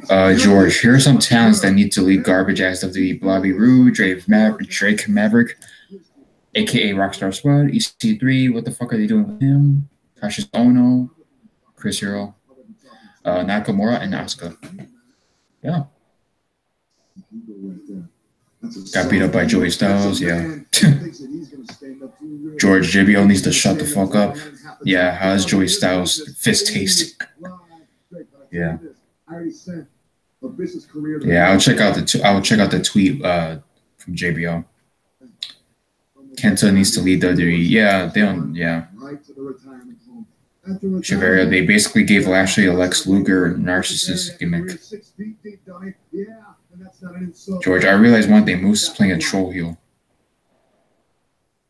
I mean, he could be a troll. Like, I don't care, but get some better outfits. You can take classes on your terms and on your budget, so you can live and learn. Start with that today with a free trial course. Yeah, so how do you feel about these comments that I just read? I'll get to him momentarily. Which card do you prefer? Oh, yeah, you're still behind then. Yeah, I'm still behind. I'll listen to that Drake. Start learning today at XM. Whenever he talks, I gotta listen. Now 50% off all Domino's pizzas when you order online. 50% off sausage pizzas, handmade pan pizzas. And I'm watching a pizza commercial again. This week only, get 50% off the menu price of 34 million pizza combinations at Domino's.com. You're nobody till somebody loves you. You're nobody till somebody cares. Well, you're nobody till somebody loves you. So find yourself somebody to love. All right. Good promo by Agita Drake, as always. Yeah. But okay, let me see. Let me get back. Let me get these comments again. Okay, we go. So. We dropped the price of a king to a queen and a queen to a twin. Only America. Wrong arrow. I mean, wrong barb. I touched. Your budget stretches further at Mattress Firm. Mm-hmm. Or what's my time? Okay, never mind. So yeah, George talking about Bobby Roode, Big Maverick, Rockstar Spud, EC3, Cassius Ohno, it's Chris Hero, Nakamura and Asuka. With Bobby Roode, yeah, they completely dropped the ball with him. If they wanted to do something with him, they would have done something with him on the main roster, other than him just being an entrance and also putting the assets on him. which it ain't anything at the end of the day because Randy Orton for the title. And then he goes to Raw. Thought it's gonna be a reset button for him. Nope. He has a losing Mojo Rawley. He's in attacking with Chad Gable, and he's making pee jokes to Drake Maverick. Ridiculous.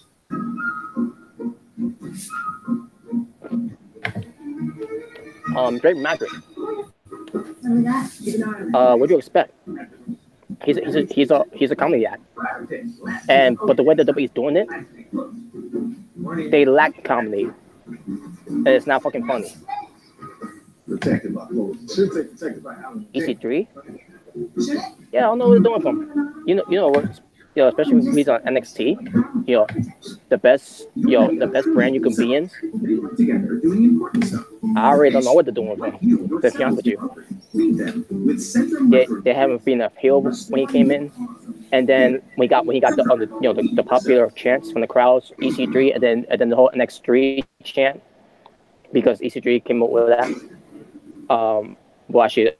Someone came up with that. To say that.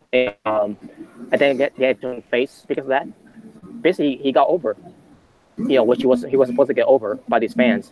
He's supposed to be a heel, and I guess that's why he's being punished. It's not his fault. And it's just like EC3.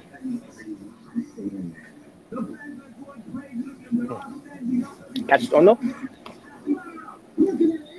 He's not going anywhere in WWE, folks.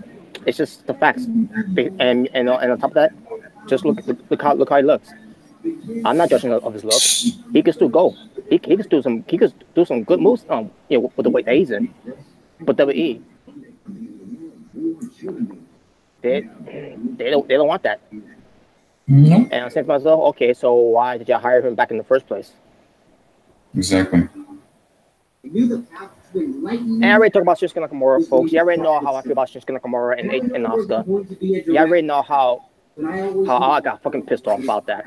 And Nakamura, they became my breaking point for me to start watching. For a weekly basis. But because Daniel Bryan, because my word's my bond to my best friend. Because we had a discussion when Daniel Bryan came out of retirement. Came out of that forced retirement by WWE. Yeah, we talked about that. Yeah.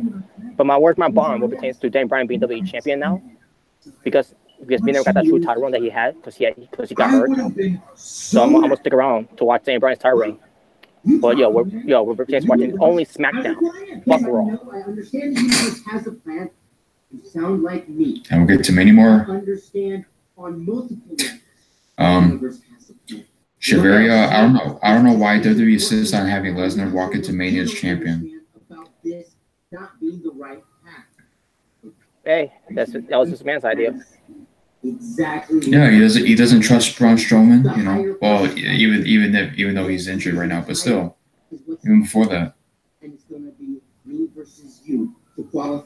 Chavaria, I guess it's a timing thing with EC3 because you have Ciampa, Organo, Black, UE, and that's Lars. too. Yeah. You're right. You're also right. It's also because of timing. EC3 came into a wrong time. But at the same time, he is getting over with these fans at Full Sail. But I do get your point though. It is because of bad timing. Yeah. Chavaria, 14 watching and 5 likes. Well, now 16 people and 7 likes, and 1 dislike. But yeah, there's 17 people watching, and there's only Chavaria, Shaw, George, Thomas, Amari was here earlier, Remington was here earlier, and Revolution. I think Revolution's watching us right now. Revolution Zone 316 Resurrection. Yeah. That's a Shaw Powers. And Jeff Stone. Yeah. That's a Shaw Powers comment to where Kenta needs to lead WWE. Yeah, I agree. He does need to lead WWE. I mean, he's doing fine right now on 205 Live, but at the same time, he's better than 205 Live, and he needs to lead WWE and just go back to New Japan and get those six-packs back. No pun intended. But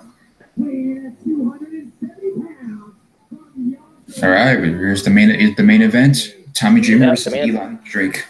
Yeah, the main event. Tommy Dreamer in the main event of Impact Wrestling. Amari, do y'all watch NXT, NXT UK, and 205 Live? Nope. But Robert does. Yes, I do. I watch NXT, NXT UK, and 205 Live. Now I haven't watched this week yet, but I'm gonna catch up on that so I can do a review of that later on the weekend. Yeah, go subscribe to Robert Serrano Jr. on YouTube. George, yeah. George responded to Chevere, yeah, still BS what they are doing to EC3. He deserves better. Fuck that BS. This is one of the reasons why I'm not a fan of NXT. Really is one of the most endearing people. Chevere, I guess they label Kenta injury prone because every time they try to push him, he gets injured. Broken his leg, broken probably every Yeah, because WWE, they water these motherfuckers. George, to me, NXT is an overrated indie wannabe developmental show. Okay. We heard from Matt Seidel moments ago. Seidel talking to Ethan Page as those two get set to go one-on-one next week. It's going to be student versus teacher time. Only one. Eli Drake sucks. Absolutely, lots on the line. Always interested to see the senpai and the kohai squaring off. Now, Dreamer is a good wrestler. He's a great technician. He's going to have to. Oh, okay. The question with Tommy, as always, is when does the switch get flipped? Eli Drake. So in a standard wrestling match, you go with Eli 10 times out of 10 times? Yeah, 9 times out of 10 times. Okay. Counter elbow inside. Nice wrestling move there from Dreamer. Tommy taunting Eli there. How many times do you think Tommy wrestled this week? 6, 7. It's amazing. He's the busiest guy in show business. Look out now. Oh. Eli Drake, by the way, really does feel like Tommy Dreamer is part of where we are today in wrestling. He's the reason in Eli's mind that the guys don't all look like Eli Drake like they used to in the 80s and 90s. He's the reason why there's light tubes and sticks and chairs and blood, and Eli hates it all. Where do you stand on this? Chevere, Triple H built NXT around Bálor, but got buried on the main roster after they pushed him to the moon on his debut on Raw. Tommy Dreamer is much more than a hardcore wrestler as he fights the man in the face. I say that. Remember what Tommy called Eli a couple of weeks ago? A skinny jean millennial. There's actually a sign in the crowd here tonight. Skinny jean millennial. Skinny jean millennial. Eli smartly great ring awareness rolling out to the floor. Eli Drake. No. I will tell you that my experience with before it was built by Finn Bálor. It was built by Neville. Obviously a bit of a with him being the NXT champion. Mm-hmm. And then Finn Bálor filled in that role. Las Vegas continues to chant for Tommy Dreamer. Hey, wait a second. Eli Drake just said I'm done. I'm telling you, man, Vince just doesn't give a fuck. Until that motherfucker retires, like, dude, Vince, honestly, Vince has got to give Triple H, he's got to give Triple H a bunch of headaches, man, behind the scenes. I wouldn't be surprised. I believe that. He'd be giving Triple H a bunch of huge migraines every week. And Triple H getting more grays coming out of his beard because of that too. If you notice any grays on him. Yeah. And he's aging, pretty bad now, as you can see. No disqualifications.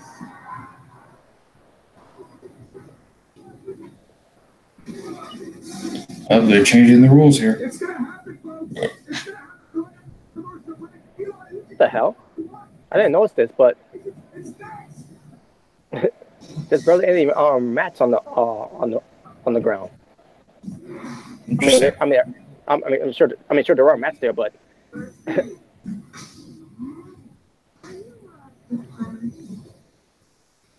what? Wait a minute. He got himself counted out. Pathfinders to Grand Plan designers to historians. There's more. There's more. What was the point of the match then? You'll see. To wizards, to witches. George, by the way, Finn Bálor, aka Prince Devitt, should go back to New Japan. Fuck this. Fuck Josh Matthews. Yeah. Shibuya, the reason Asuka was in NXT so long is because Triple H was fighting for Asuka to stay in NXT longer because he knew what would happen. Yeah, look what happened, you know. And the dumb thing about that is, like, Vince is like, you know, he's good. He's like, yeah, I'm not pushing Asuka because she don't speak English. It's like, why did you sign her? Why is she in the company then? Why did you bring her in the first place? Well, to be honest with you, I don't think this man doesn't even know who she was. When we know, because he has guys to hire talents for him. You know, without even getting to know them first. Yeah, it's like at least get to know him first. Like, do your information. Like, look up your fucking research. Let's just face facts. This man doesn't give a fuck. Yeah. At the end of the day, he don't give a fuck about them. As long as Vince is ruling the shit, you know, the people who watch Raw every week, you know, don't get your hopes up. Anytime soon, at least. Yeah, that's right. Because Amara was like earlier in the comments, what's it going to take for me to watch WWE full time again? And I'm like, that's what Vince is gone. Mm-hmm. And other things too I mentioned there. Shibuya, you can say what you want about the main roster, Triple H, but NXT Triple H cares about his NXT projects. Mm-hmm. He does. He cares more about what he does for NXT than what the main roster is. And I don't blame Triple H. I'm pretty sure Triple H hates it too. Not just because what's going on with NXT stars that move up to the main roster, but because, you know, how the show is being transpired, you know, pertains to their flagship show. Exactly. Yeah. George, granted, Triple H, aka Triple. I think. Let me read again. Granted, Triple Bitch, aka Triple H. Oh, okay. It's not going to be better, in my opinion. Still don't trust him, but Vince is just getting way out of control. He cares about his NXT projects as long as they don't become a problem or a threat. That you see his true nature. That's a pretty good point too. But yeah, you know, you can say what you want about Triple H. You know, representing the main roster, what they do with Triple H, this gotta be eating him alive. That that this man is having Triple H bury his own talents on the main roster. Because Triple H doesn't get that much saying, which is fucking bullshit. These were their stars on NXT. I mean, granted, they were stars before they went to NXT, but it's just unbelievable that this man only finds appealing to certain NXT wrestlers like Alexa Bliss, Braun. Well, I wouldn't say Braun Strowman because Braun Strowman wasn't really wrestling on NXT. But he did came from NXT though, as you know, not people don't know about this, but he was actually a rosebud. But where did Dreamer go? Through the bowels of Sam's house. Dreamer. Oh. Yeah, to a certain degree, some NXT stars just get they do get pushed on the main roster but just 99% of the people that go to the main roster doesn't go anywhere. Sometimes they be left in the shuffle. They get buried. You don't see that much on TV because they're being catering. They don't know what to do with them, even though they're very talented in the ring, and it's just a shame. But anyways, Impact's back on my end now.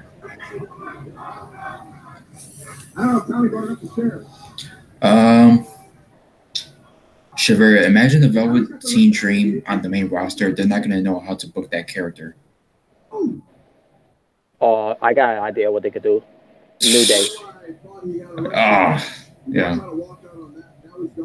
And on top of that, he ain't gonna get a big push because look at his skin color. Of course. He's like, yeah, another black man. Let's put him in the New Day. Fuck that. Mm-hmm. Well, I'm not saying he's gonna be part of the New Day. To me, I think because of his popularity, just the way he's being carried, he's better than the New Day. Shiveria, P.S. Velveteen Dream is a HBK project. I believe that. And let's not forget who he's influenced by too. A Hulk Hogan, a Randy Savage, a Rick Rude.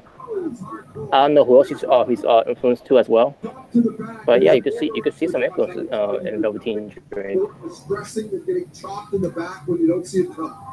And right now he's able to connect with a suplex to the outside. On that back that's been broken multiple times, the Dreamer. Time Julie getting a seizure. Oh, he ran. Time Julie ran electric stingling.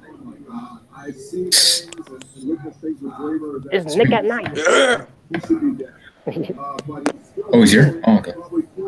Yeah, Nick at Night. Nick at Night. Oh, sweet. We got another person that is going to go off just like us. We'll see what we're talking about. Wait, what happened? What happened? I want to know what happened. We're going to talk about the worst Raw of all time, quote unquote, and JD. I didn't see Raw though, so. Yeah, I'll give the I'll feed you the results of that. Okay.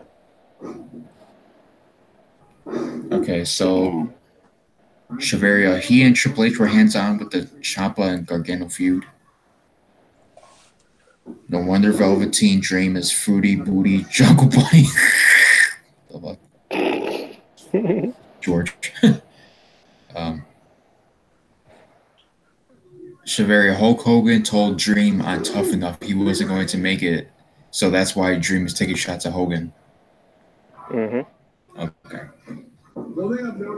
Which, by the way, what pertains to that Tough Enough thing is obviously scripted. It's a scripted show because of the main roster.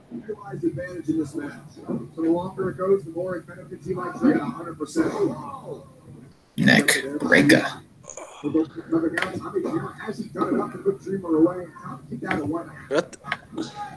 What was that? What was that shit with Moose in the mental hospital? What was that? Yeah, that was. I couldn't. I don't know. I had no answer to that. This is our main event tonight, ladies and gentlemen. It's Eli Drake. Fucking Moose. Legendary Dreamer. It's no disqualification. After Eli got himself viciously knocked out earlier tonight. I missed like about half an hour of the show, by the way, because my stream was fucking up on my laptop. Oh, that's why you weren't here. Okay. Yeah. George, I had a very bad, horrible feeling they were going to make Velveteen Dream the first black WWE champion. Hope I'm wrong, but knowing Vince, he might do that shit. I don't think he would. No. Again, it's a man, whoever comes from NXT, and who are popular with the fans, as long as Vince, they're gonna get buried by this man. I think as long as Vince is alive, there will be no black WWE champion. Exactly. The only exception, sort of, is The Rock, who is half Samoan and half black. Yeah. Yeah. Well, they were saying back then that they were going to give Lashley the belt back in 07. But they didn't because they decided to have Cena. They decided to have fuckboy Buckethead over. Fucking bullshit. Yeah. We're gonna have Cena. Yeah, Lashley was getting over big time back then. Yeah, I was like, fuck that. Cena shouldn't have not beaten Lashley. Like Lashley was getting pushed, man, to a certain degree. Mm-hmm. Yeah, that was the time to give Lashley the belt back in 07. Yep. I thought that was fucking bullshit. Mm-hmm. Oh shit. Chevalier, I don't think every talent could be WWE champion. But I think Dream is upper mid card. At best, he'll probably get in the championship run if he goes to Raw. I think he sees Dreamer having an iconic status in terms of hardcore wrestling, being a part of why the business navigated down that path originally, and he hates him for it. If it wasn't for the likes of Tommy Dreamer and what was happening in ECW, the Attitude Era would have never happened. That paddle or shovel in the ring. Dreamer with a cover. Yeah, that was like 2.5. Jeez. Looks like a paddle. I thought so. Yeah, that's a paddle. Never paddle. Okay. I don't remember that was music in the match. But okay. Gravy. What? Wow. Wow. I don't know what's going on yet. Wow. He kicked out of the gravy train. Oh, low blow. Oh, trash can. He's got the paddle. Oh no, stupid chair. The gravy train. Oh. Okay, I guess that's it. Wait a minute. What? We're going with false finish. Got the paddle with Tommy Dreamer in the main event of Impact Wrestling. 1, 2. Oh, and that's it. Gee. Oh, old ass Tommy Dreamer. Yeah, him of all people kicking out of the gravy chain. Oh, the first person ever. What? If it was WWE, nope. You're losing to one finisher move. Dreamer would have been buried. He would have been buried. Mm-hmm. I mean, he's always been buried in WWE, but still. George, he was ECW champion, but he was still buried. Oh.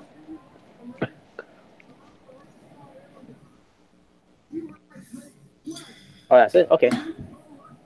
All right, George. Want a gamble robber? I didn't think they didn't outworse that training cross-dressing segment when we discussing disturbing smacking ass shakes bullshit if they're capable of that. Then you know.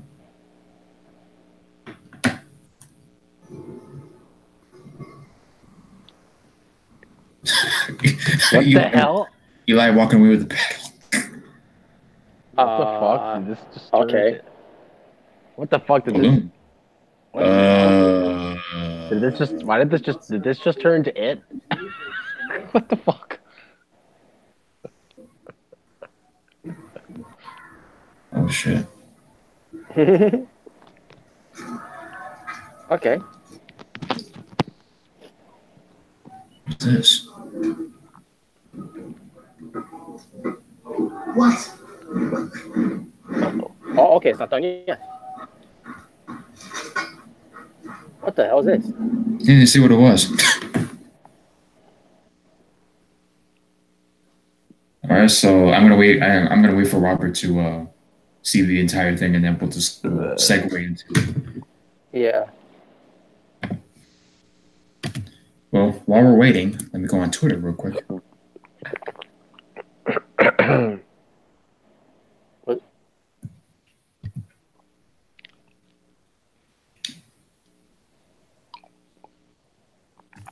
Okay. There's a cliffhanger there. He didn't read it, but he's shocked to see. Okay, whatever. But yeah, that's it. That was it. Whew. Wow, what a show! Let me go to Twitter. Based on last show, what a show!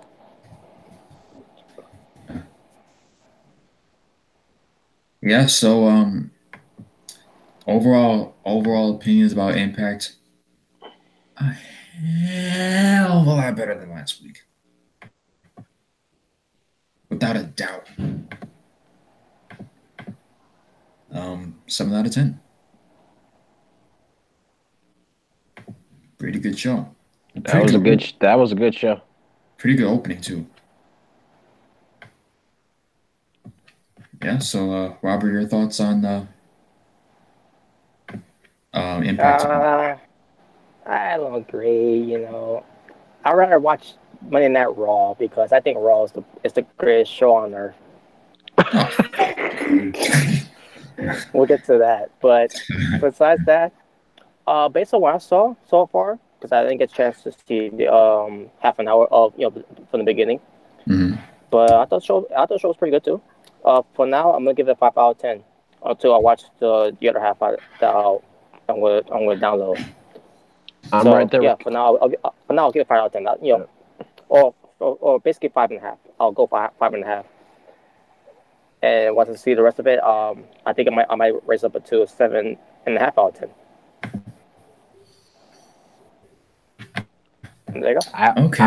I will give it a 7 out of 10. That was a really good show. But I still rather watch Monday Night Raw. I think Raw is one of the greatest shows on earth.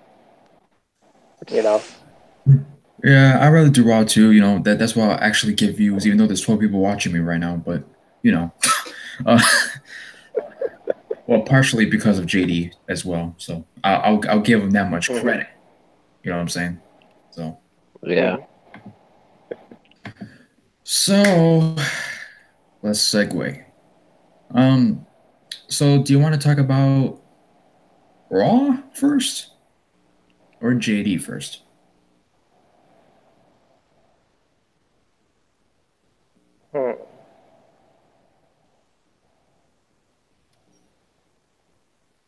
Yeah, let's get to JD.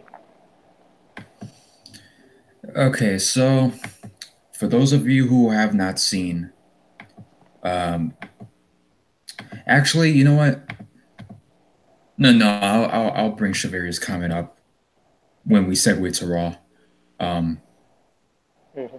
But as far as why JD blocked me from Twitter, I don't know the exact reason why he blocked me on Twitter. But if I had to make assumptions as to why, I would say because, for those of you who have not seen my videos from a couple of months ago, I did 3 videos on JD separately. So, well, not separately. The second video, I had the Asylum in there. But I made 3 JD videos. You guys can go and watch what that was about. This, that, and the other. And basically, I was like, the first video was, him going on saying, if you disagree with me, you're an idiot who don't know shit about professional wrestling.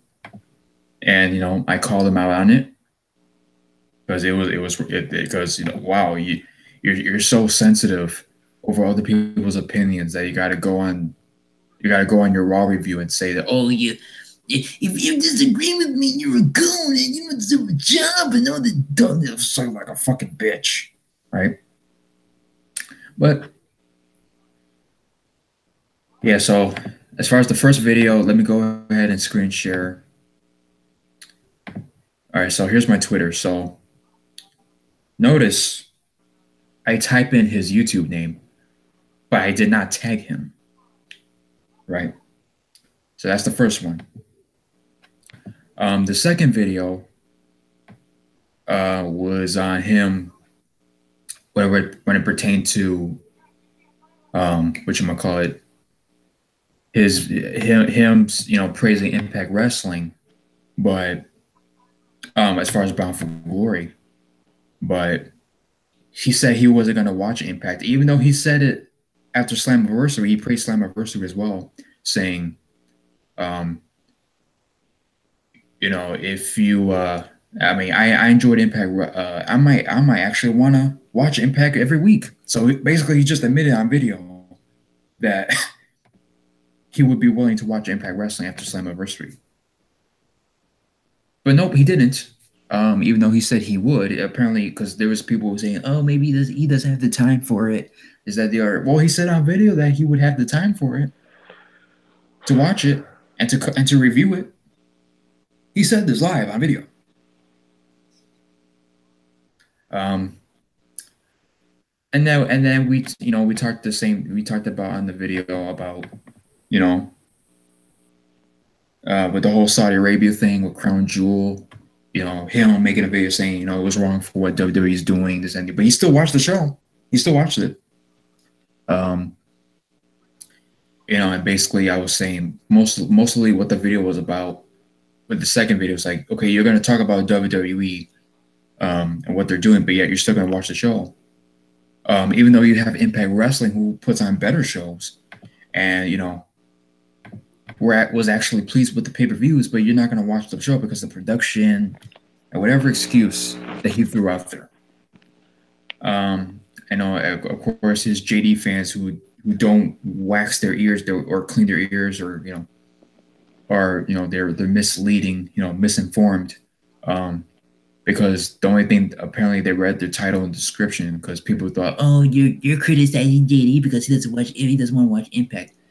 They just didn't even watch the video and actually hear what we were discussing, or they were sucking too much of JD's nut juice to even want to watch the video, because you talk about JD, fuck you. They want to be crying little bitches about it. You know what I'm saying? But yeah, that's what that video was about. And then I made my final video, explaining, very slowly for the JD fans, because one thing comes in their ear, and another thing goes out the other way, because they can't comprehend or understand, nor do they want to understand where other people are coming from when it pertains to JD, because they want to be biased about everything, pretty much suck his nuts, verbally. So, as you saw from the tweet, I did not once go to JD's Twitter, nor did I tag him on a tweet that I've made. I've only typed in his YouTube name. Now, if I had to make a guess as to why he blocked me on Twitter, is either he types his name on Twitter and then looks as to who's talking about him, this, that, and the other, or somebody told him about my videos and that which had him block me, which is kind of ironic, which is kind of funny to me, because there was somebody who commented on one of my videos saying, "Oh, JD will never watch your video. You only have 400 subs. You gotta do. He will never give you attention." Well, he knows about me because he blocked you on Twitter. So yeah. Yeah. And just to share with you guys, just to let you know that I'm not lying here, I'll go ahead and screen share right now. Okay, hold on. Let me give me 1 second. Where the fuck is it now? Okay, there we go. go ahead and click on his. All right, now I'm going to screen share it for you guys. Okay, come on, work.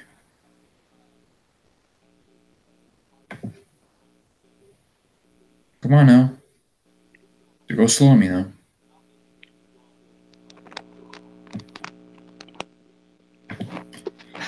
Oh, my computer's freezing right now. What the fuck, man? Yeah, just bear with me, guys. Until it actually comes in, I'm gonna go ahead and. Yeah, everything's just froze on me.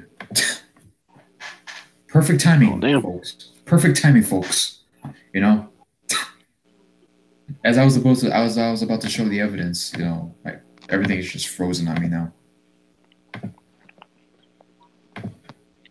Super, just super.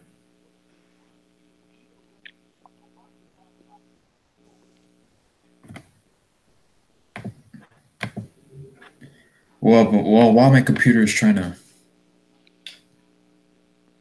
you know, get back, Nick or Robert, if you guys want to give your take on JD blocking me from Twitter, or why do you think he blocked me? You know, while I'm trying to get this shit together, you can go ahead and give your opinions on this situation. I think JD blocked you from Twitter because he couldn't handle your opinion. Seriously. He couldn't handle what you were saying. He couldn't handle what we say.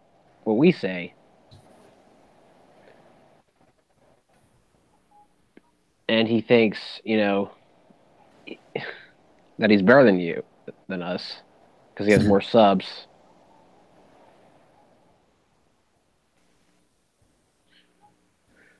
And it's bullshit. I don't know why he would have to block you on Twitter just for you having an opinion. Yeah, I mean, you know, he's gonna go on YouTube and, you know, be an internet keyboard warrior, talk about, oh, if you disagree with me, you know, fuck you, you don't deserve a life, pretty much. You know, but when somebody, you know, retaliates, he's gonna go and block people. I thought you didn't care. When someone calls him out on his bullshit. Yeah.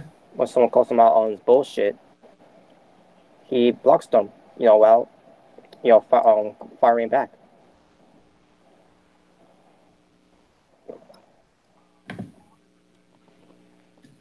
You know, once again, you know, I never tagged him. All I did was, you know, promote my videos on Twitter. That's all I did. It was put links of my video, you know, for people to watch.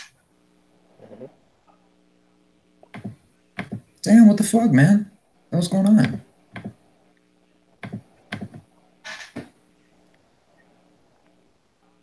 Maybe JD is trying to hack onto your system.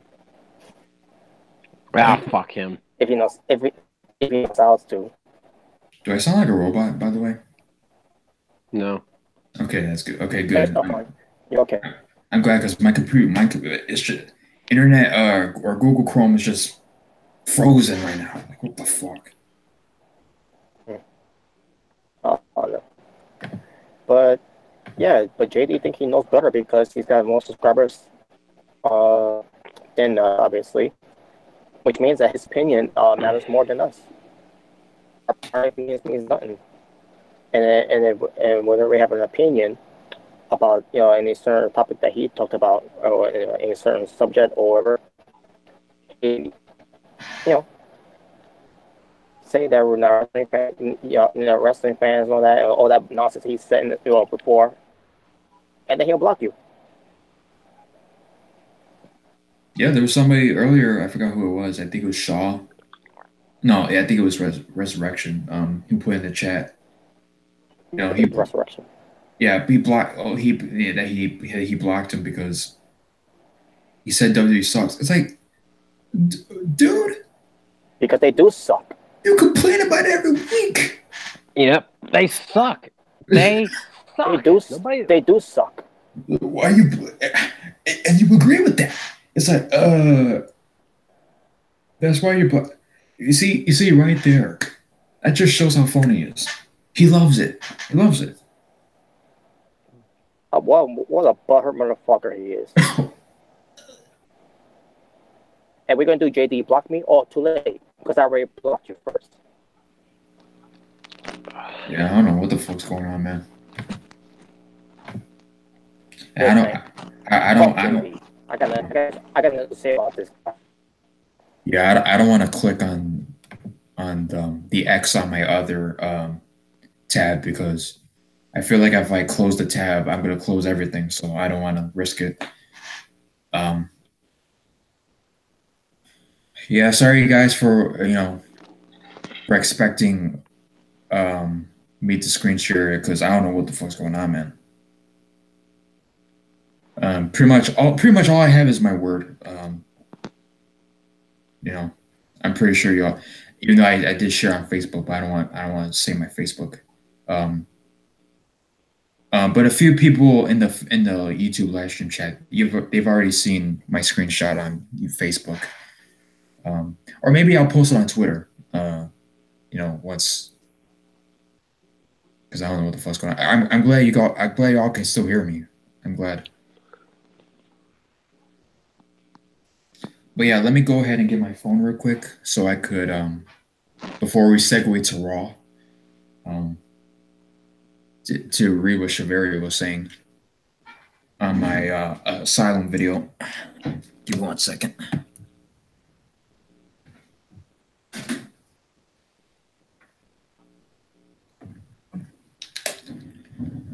Okay, let's see here. Chavaria. And by the way, could one of you read the chat because everything's frozen on my end. So if anybody has like any comments, if you want to read, we can go ahead. Let's see here. Okay, all right, so here's the first one. Okay, all right, Chavaria, he posted on my Asylum video that we recently did a few days ago on Tuesday. Elias was doing a promo on Raw last night on Raw calling him Trashly. And JD taking credit saying WWE watches his YouTube channel.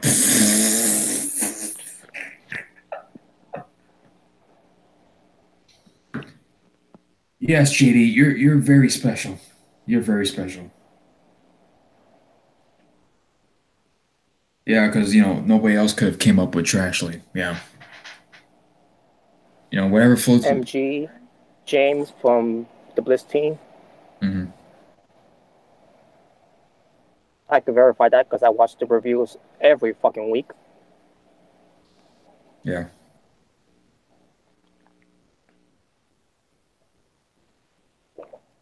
So what you're saying is, WWE, they hack into Bruce Blitz's they hack into his website to see Raw reviews. But then again, they could get away with that though. If they were smart enough. Maybe they're just subscribed to his to him, and they try to come up with ideas to write a segment for Raw. Because the way they do things right now is trash. Yeah, it's like JD. Nobody knows who the fuck you are. Aside from Sami Callihan and Matt Hardy and a few other wrestlers, at House of Glory or whatnot, nobody gives a flying fuck about you. Sorry to say. Nobody knows who the fuck you are. He's delusional. Mm-hmm. He's more delusional than Stephanie McMahon saying that WWE is going to be bigger than Disney. Yeah. Yeah, it gets funnier from here. Because Bobby Trashley is such a hard name to come up with. Yeah, exactly. People on Twitter were coming up with good arguments about him complaining about Raw. Yeah, still watches. Because apparently JD on his Raw review, I'm done watching. Yeah, sure. You get paid for this shit apparently when you do Raw reviews. But yeah, you're gonna give up everything. No, motherfucker, you're a slave to the company. And then the person said JD only does YouTube for the money so he could pay off his car. He got the money. Well, there goes the money. He got mad when people were telling him that he wasn't the first person to call Lashley that. Exactly. Everybody else could come up with this. Yeah, there might be some Blitz teamers too in JD's comment section. He tells people to shut the fuck up just because they like something he doesn't. No, he doesn't. No, he doesn't know shut the fuck up because he knows he can't do anything to them in person. Exactly. He's not man enough to say to them in their face. I know for a fact JD is an internet tough guy, and he wouldn't talk. He wouldn't talk to people like this. Oh, believe me, there are a lot of internet tough guys that think they could talk shit, and then when they meet them in person, all of a sudden they're fucking chicken shits. He just stands around with his hands in his pockets. He's lame as fuck. He's true. He only watches Raw for the money. He gets mad when people call him out on his shit. What he does is not a job and nothing special. He sits on his ass and discusses wrestling and read wrestling news. He says something to someone on Twitter, talk about how he has to work a 9-to-5 job, catch a bus, take care of his kids, and eat ramen noodles while he drives in his Mustang just because the dude called him out on his shit. Yeah, very humble. Very humble, by the way. Very humble. For one, at least the guy has kids and has a wife. Unlike your virgin ass. But, who stalks his own girlfriend, ex-girlfriend, apparently. Not my words. Not my words. Oh, well. Yeah. This isn't coming from me. And how old is JD? Shit, I don't even know. Wow, what a mature guy. You work a 9-to-5 job. Well, you might as well call most of America losers. Because, newsflash, JD, most of America, they work normal jobs, they make ends meet. So basically, you're calling most of America losers. And, you gotta bring this up. Yeah. And also, you gotta bring that up because somebody, goes on you on Twitter for their opinion. Very humble guy, let me tell you. Ain't nothing humble about him. Yeah, this is the type of people these are the type of people I can't stand. Materialistic motherfuckers. I can't stand that. So for now, separates, right? Yeah.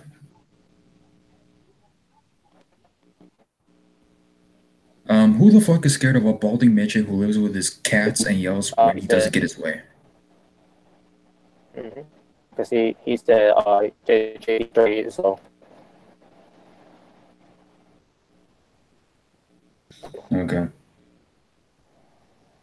Okay, let me go ahead and go to the other comment from Shiveria.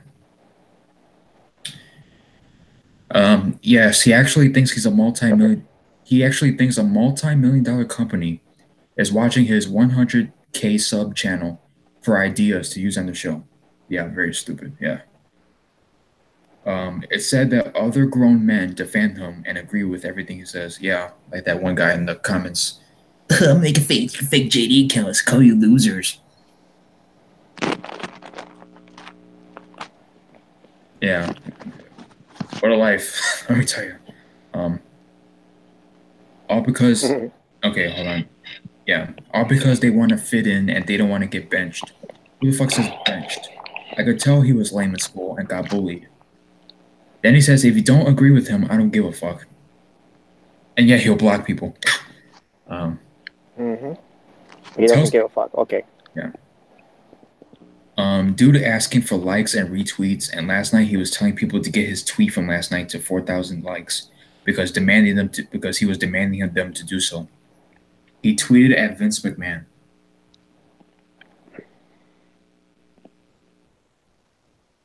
Well, for one, again, Vince is not behind his Twitter.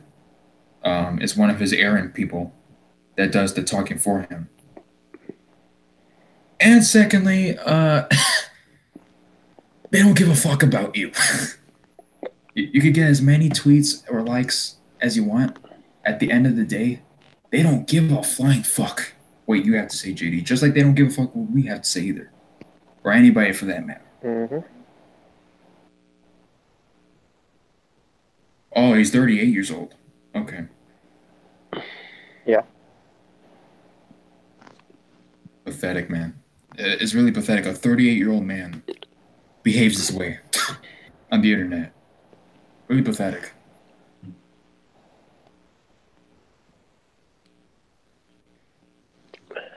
Oh, they say Trashly. They watch my videos.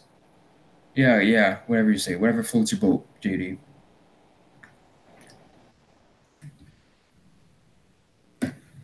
You know, it's pretty sad, you know, these people, you know, they go and defend them and shit.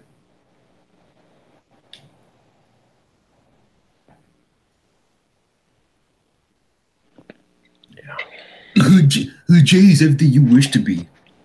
A raging, looking like anorexic Silent Bob on his man period, raging and screaming at the top of his lungs. No thank you. No thank you. Fuck that.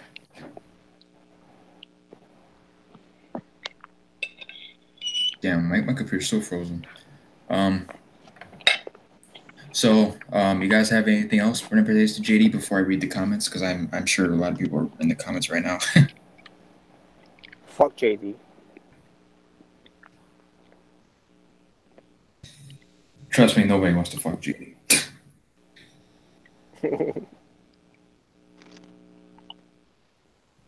Now he's his girlfriend that he's stalking. That's probably why he's on his man period all the time because of that. Yep. I could join the club. Yeah, whoever floats your boat. Shiveria, according to JD, you have to be. Oh boy, Shiveria, according to JD, you have to be smart to understand wrestling. So you have to be smart and intelligent about something that's fake and scripted. I don't know. Cool story, bro. Or should I say training? George, JD from New York is a true WWE tard. He's mad at you, Mr. Rican J, because you exposed him for being a bitch-ass WWE dick rider. Oh yeah, for those JD from New York fanboys and fangirls, they can eat a dick, punk-ass bitches. Mm. Yeah, well, I call them ass-hurting faggots.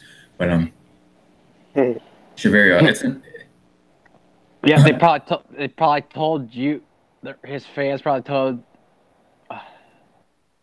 him about you, and then he blocked you. Yeah, all I did was say my opinion that he was being a dick. That's all I was saying. And yeah, he deserves to be called on it because he's being a dick online over wrestling. It's ridiculous. It's not an opinion; it was facts. Shiveria, yeah, that's what he claims. You know, George, JD from New York is like a lot of people, especially in today's society. He could dish it, but can't take it. Facts. True. Yeah. He pretty much solidified that on Twitter. Titus Catering is JD's soul food for wrestling. Oh damn.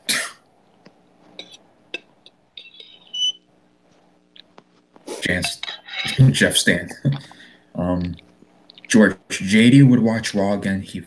He's full of shit. Yeah, he's gonna watch. He's gonna watch for sure. I'm gonna watch it. Well, I'm done. But you get paid for this.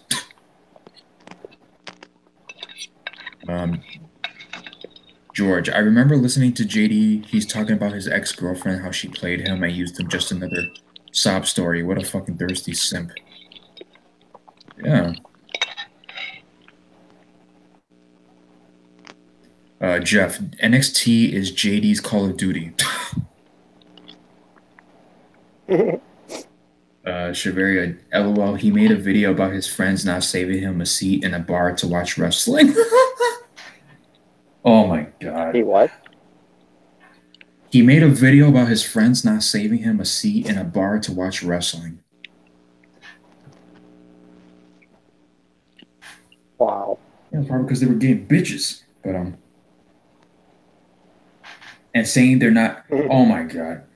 And saying they're not his real friends. He put sad music in the video. Oh my god, and people defend this dude. So he's getting mad at his friends for not saving him a seat, and then on top of that, he's saying his friends, they're not his real friends. What a loser. How does this dude even have people who defend him? This is just comedy gold, man. Is that JD better be careful when it comes to bragging about his car and other materialistic crap, because one day he could be poor and living in the streets. Life could turn around like that. Yeah. You know, when WWE goes out of business, eventually, what's JD going to talk about? What's he going to get paid to do? He's going to be the same spot that he wants to criticize other people of, 90% of America, you know what I'm saying? Very humble, JD. Very humble.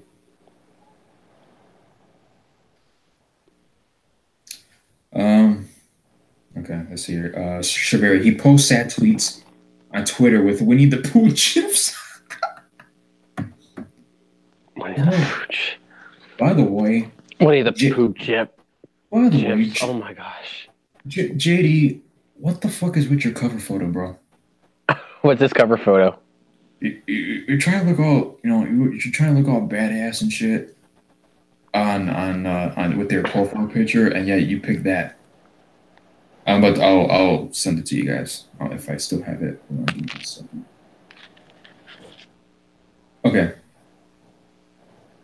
I'm gonna post it in the Google Hangout chat.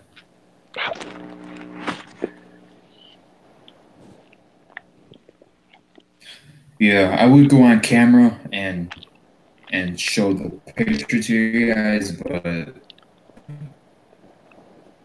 still my Google Chrome just. Ain't that great? Why the fuck does he have a stuffed tiger as his... What the fuck? Because it's great. What did you turn to Tony the Tiger? Oh my god.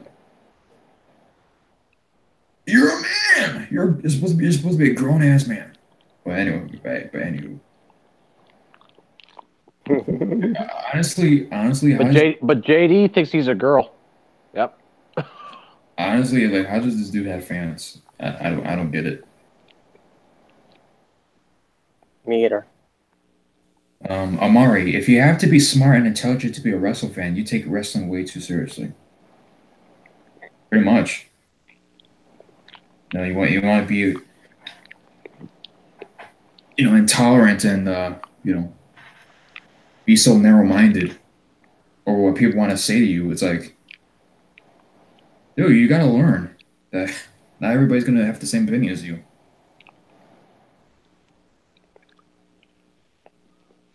For a guy who claims to be so intelligent, you do some of the most fruitcake-ish and dumb shit.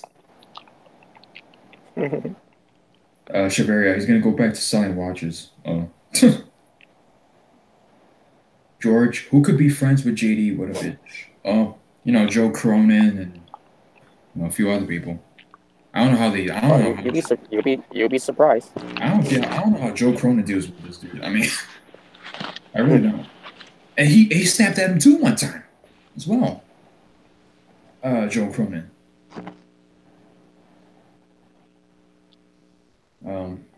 Yeah, the video's out there. I don't want to talk about it. Amari, the video that JD called me. Wait. The video that JD made called Friends was the most pathetic video that I ever seen. All it was is him whining and crying about not having real life friends for 25 minutes. Oh my god. But you know, I'm everything JD or JD's everything I wish I want to be. Sure. He makes millennials look tough. Mm-hmm.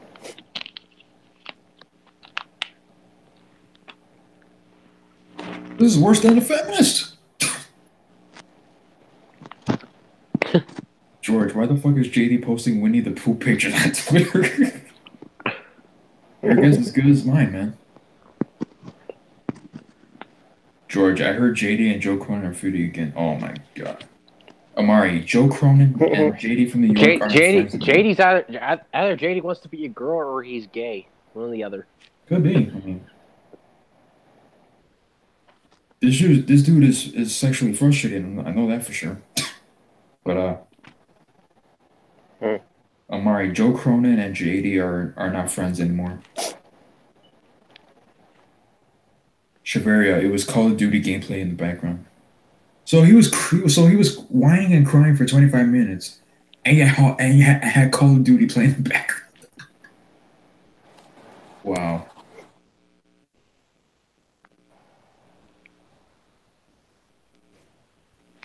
Hey, JD fans, you know this is the person you watch.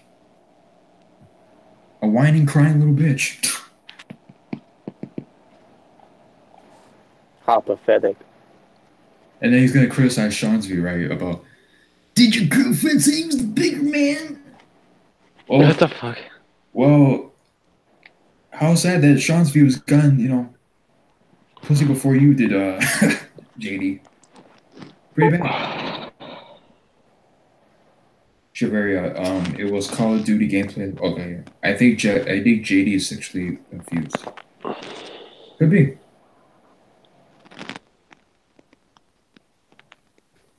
He got really mad when multiple people, including females, said he had a small dick. Well, if you're really offended that bad, I mean, must be true. Amari, if you watch the video called Friends, you could tell that he's sexually not happy.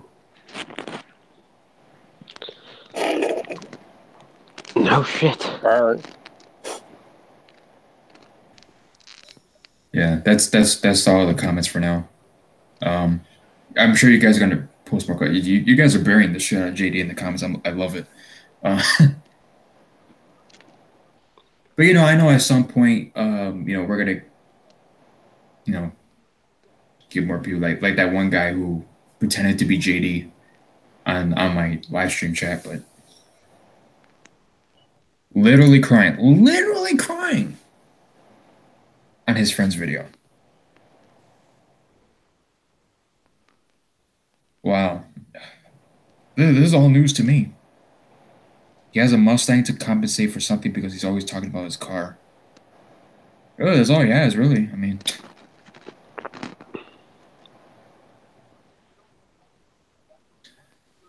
Okay, so... Do you want to talk about this, Yeah, that's enough with JD. Fuck JD. But you guys in the chat, you know... Yeah, you guys in the chat can keep talking about it if you want to. I'll read all you guys' comments at the end of the stream. But Monday Night Raw, November 26, 2018. And many people are throwing this out here. The worst Monday Night Raw episode of all time. For one, is anybody shocked at this fucking point? Seriously, is anybody shocked? Like,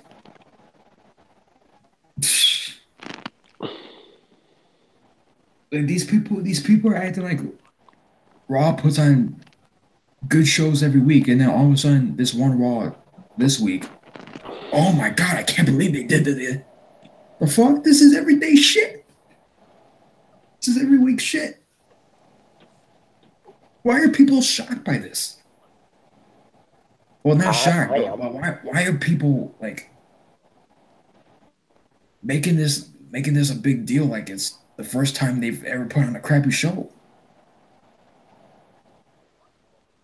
I'm sure they did a lot of bad stuff on Raw Monday night. I'm sure they did a lot of horrible stuff. I'm sure. But yeah, good.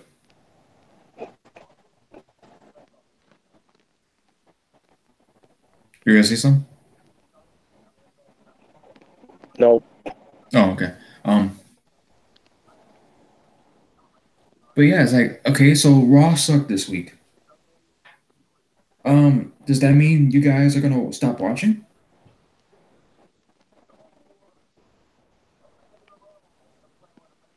You know, here we are, you know, reacting to Impact Wrestling, right? We're on the other spectrum of the wrestling community. And here's the WWE side every week complaining about, including JD as well. You know, he's a part of the crew too. Oh, indies. Oh, JD don't Raw stop. Irrelevant wrestling. This and that. Yeah, he hated Raw. He hated Raw too. Why? Why?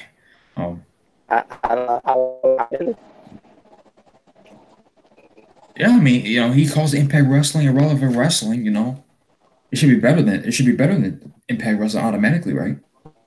It should be better than the Japan. It should be better than ROH. So why are you complaining about, JD?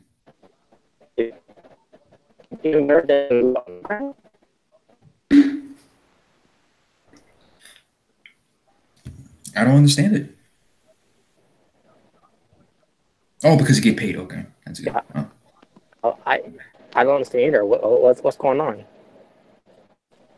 Yeah, it's, you know, it's supposed to be better than Impact Wrestling. You know, that's irrelevant. You know, that's a good point. Shiver. JD was jumping on the Impact bandwagon because everybody else was. Yeah, because the reason why is because JD could not deny that Slammiversary in many people's minds was the best wrestling pay-per-view this year. You know, there's people saying that Slammiversary was the best pay-per-view of the year. You know, people are putting it up there. And I'll say this. And that's saying much.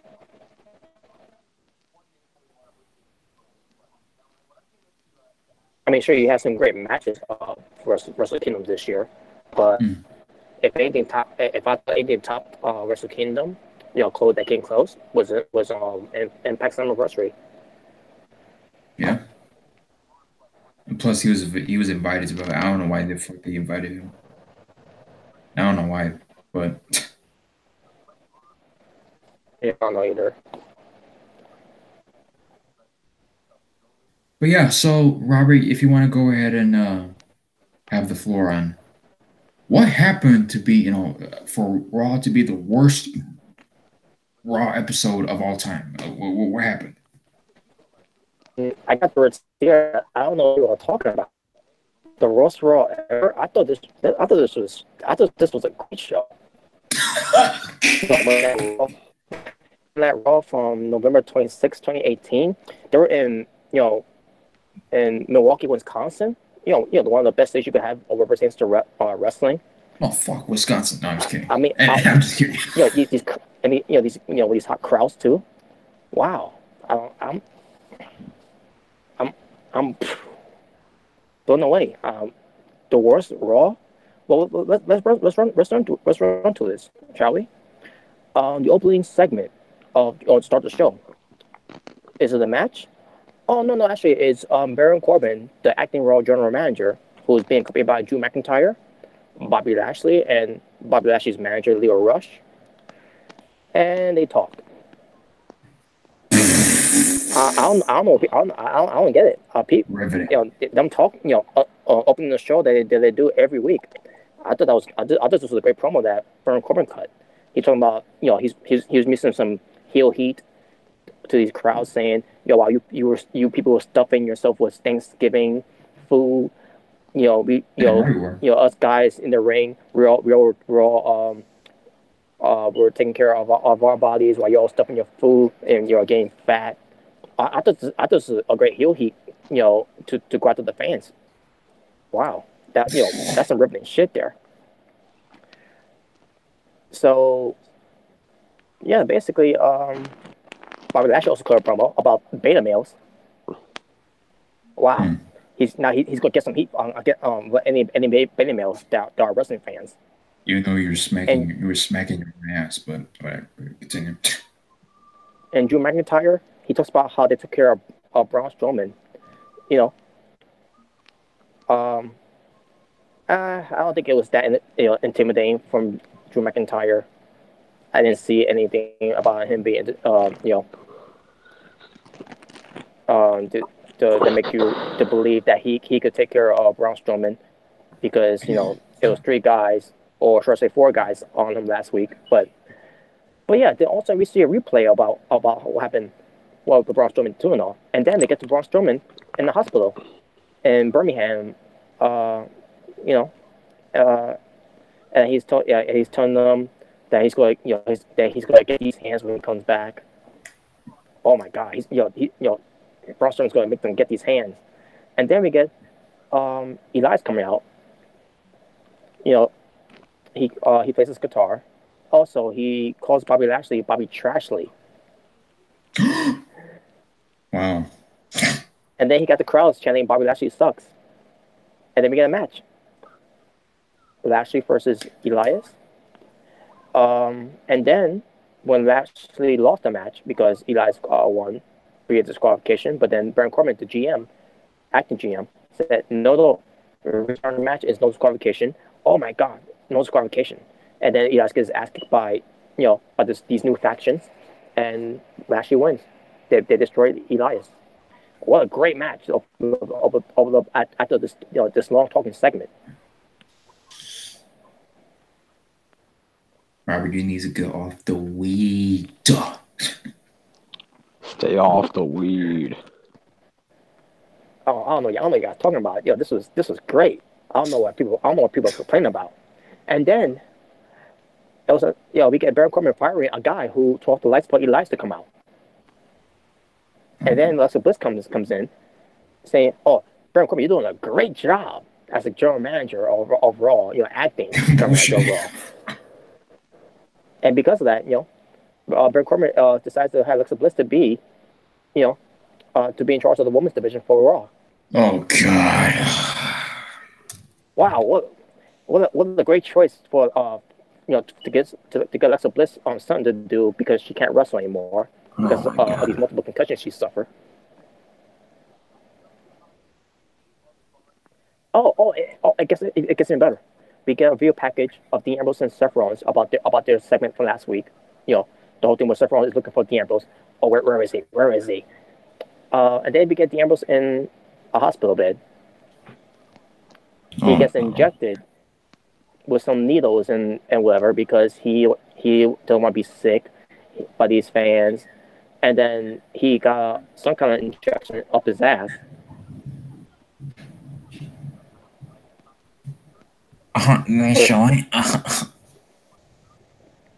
Because of Seth Rollins. Oh God! Wow! Oh my God! This is great. So another Eddie Guerrero moment. Wow! This was a great segment, and this is another way to elevate this great feud between Ambrose and Rollins. Yeah, shove needles up her ass. Stupid. It gets even better. The Lucha House Party, aka the New Day 2.0. Oh, good. Oh, we're having fun. Yeah. And they go up against the Revival, aka the Burial. And this was not just an ordinary match. This was a Lucha House Rules match, where three baby faces versus 2 heels.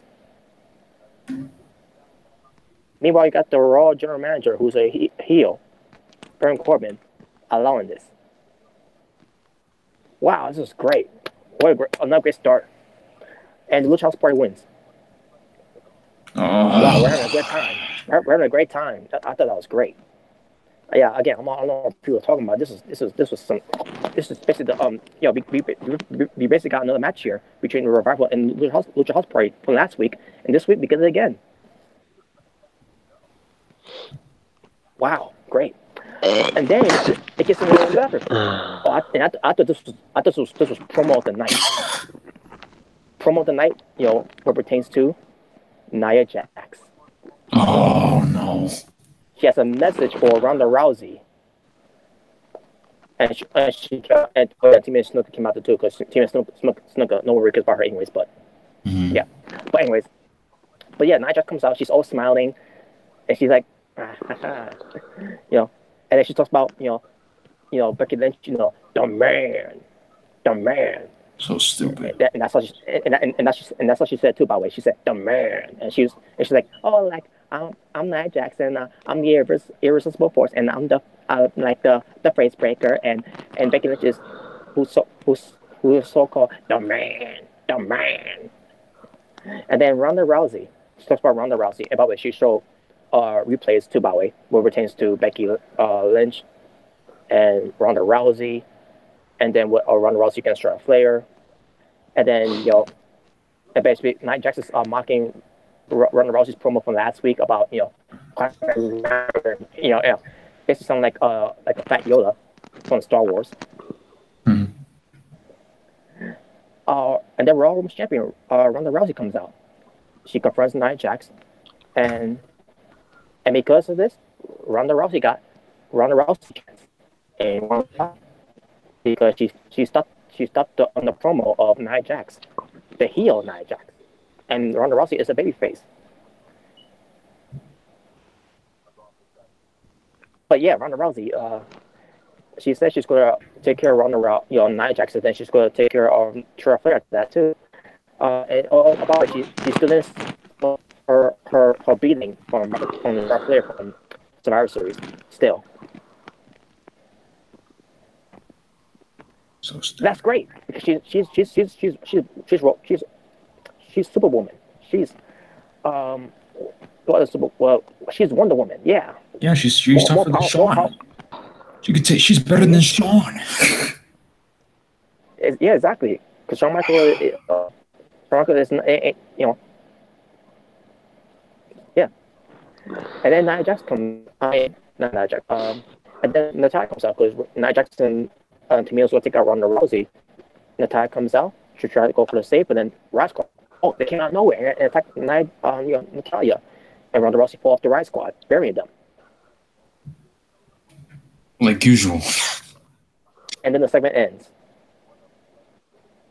Glad to know that Kane, who did the exact same thing to Shawn what Charlotte did to Ronda, and Shawn gets carried out on a stretcher with a neck brace, and Ronda Rousey no souls the physicality is it. Mm-hmm. Do these people think? Do they think? Oh wait, never mind. WWE and think should not be in the same sentence, but continue. Oh, I thought this made perfect sense here, but then we get to something even better. We get a replay of Drake Maverick being pissed from Survivor Series, and we get a replay of Drake Maverick being made fun of by Bobby Roode and Chad Gable from last week's Raw about pee jokes.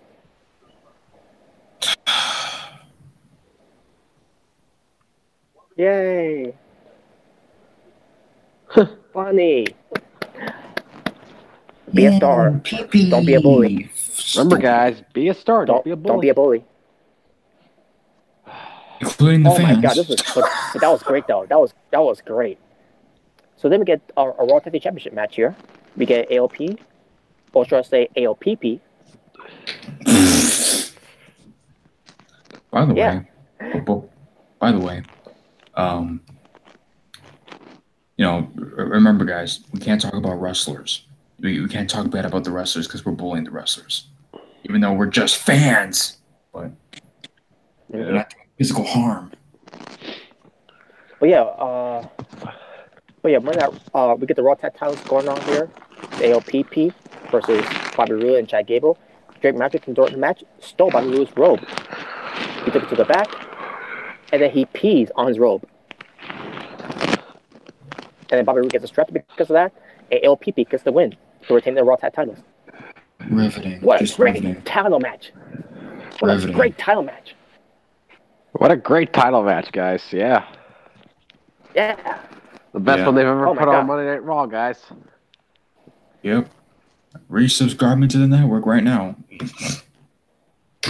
And then we get Alexa Bliss and Sasha Banks backstage talking. Alexa Bliss walks up to them and tells them that we're going to have an open question format. Where fans ask questions to Bayley and Sasha Banks. Oh my god. Yeah. That's later on though. We'll get to that later. Ember Moon versus Alicia Fox. Ember Moon beats her. That's a shock. By the way, Kurt Hawkins. And Kurt Hawkins was there, and Jinder Mahal and Simberg were there too. For the match, just to watch. Kurt Hawkins is teaming up with Ember Moon, where it pertains to the mixed match challenge because Braun Strowman can't compete, which is true, by the way, because he did get a minor surgery from his elbow. So, wish him well for his full speed recovery. But then No Way Jose. Oh, now we're really having fun. No way, Jose. No way, Jose. No. Yeah, we're having fun now. And then we get Jinder Mahal versus No Way Jose. Great. Needles Mahal versus So Gay Jose. That's great. Great television. Jinder Mahal! As Bruce Willis would say. Yep. And Jinder Mahal wins. Yeah, he's getting that push for the championship again, guys. He's getting that push. Yeah. And pretty soon he'll be going for that. He's going to go for that challenge for the Intercontinental Championship that Seth Rollins is doing. Speaking of which, let's get to this. Seth Rollins does his WWE Intercontinental Championship Open Challenge. Still waiting for Shinsuke Nakamura to do one for the United States Championship on SmackDown. Facts. But yeah, Seth Rollins. So who took the challenge? Did we get Mustafa Ali, who tweeted about it from 205 Live? Did we get maybe Ricochet from NXT to maybe who tweeted to for this open challenge? Or did we get Pete Dunne from NXT UK who tweeted to when it comes to in the championship open challenge? Oh my God, who could it be? But before, Seth Rollins also cleared a promo about getting back on track to being a fighting champion. Well, at least they mentioned about Brock Lesnar. Just saying. But yeah, he didn't mention Brock Lesnar, but which by the way, Brock Lesnar wasn't there. Great. Oh man, wow. What else is new? Yeah, but yeah, Brock. Brock's not here. Yeah. Oh my God, it's great TV. So yeah, who set the challenge? We get the open challenge accepted by Dolph Ziggler for the 50th time. Oh my fucking God. Yay. Ziggler again. And it was a great match. What a great match. I'm not kidding. I think it was a great match. But I wasn't sarcastic. Yes, She was actually serious. It was a great match though. Seth Rollins retained as always. Yeah, we're going somewhere here. And then we get to finally the WWE Universe Open Forum, where pertains to asking questions to Sasha Banks and Bayley. So we get Alexa Bliss, who's in charge of it, by the way. Alexa Bliss, who's now in charge of the Raw Women's Division. So we get Troy Caruso, I'm gonna go Troy Caruso. She's got a great role on Raw and for WWE because she's got a lot of knowledge in wrestling. Great knowledge. But hey, she got better knowledge than someone who thinks who got certain knowledge chart breaking. That could be a fact though too, by the way. But yes, but who answered the question? A fan in the crowd who I like. Wait a minute, she looks familiar. This fan looks familiar. Where have I seen her from? Oh yeah. I think she was trained by someone. Yeah, she's a wrestler, a plant.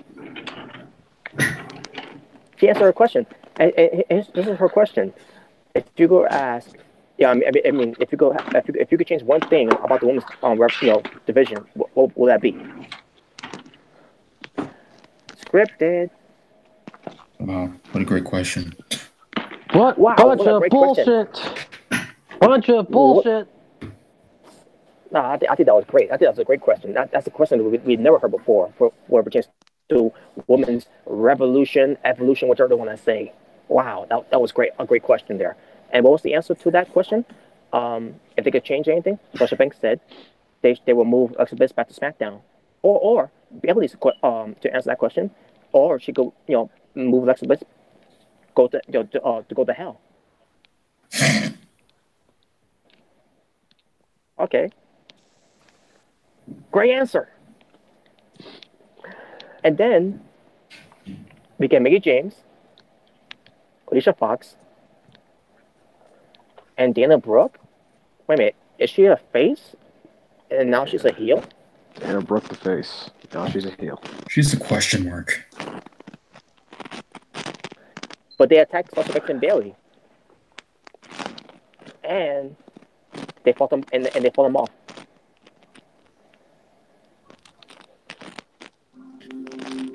Women power.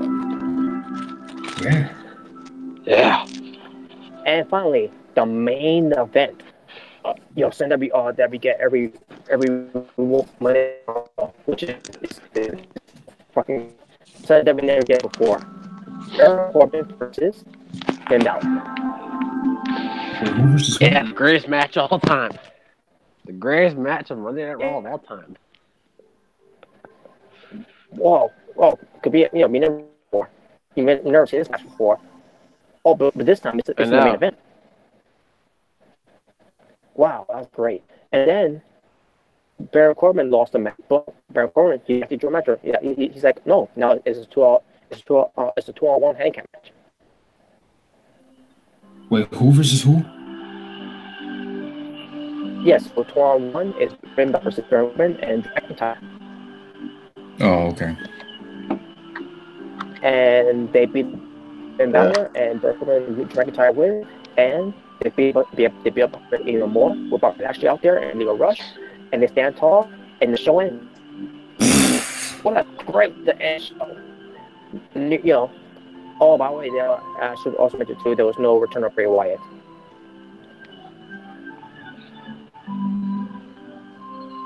A great show. Oh my god! I thought this was, about highlights. I didn't watch the show. I watched highlights of it, and I'm like, hey, I should have watched it live because I thought this was a 10 out of 10. Wow, what a great show that was! Better than wrestling, better than Lucha Underground, better than NXT, better than 12 Live, better than NXT UK, better than New Japan does in Japan. Oh god, this is Honor. Oh, in the Ring of Honor and some other special shows that they do for Ring of Honor. Wow, better than all that, man. Oh my god, that was so fucking great, man. A lot of people thought this was one of the worst Raws ever because this is what we fucking week anyway. This is what we get every week. For the last 1,000 episodes or more, they'll give us these type of these great shows, right? It's the same shit. So it's great. Everything's awesome. Oh, everything sucks. And now the reality. Yeah.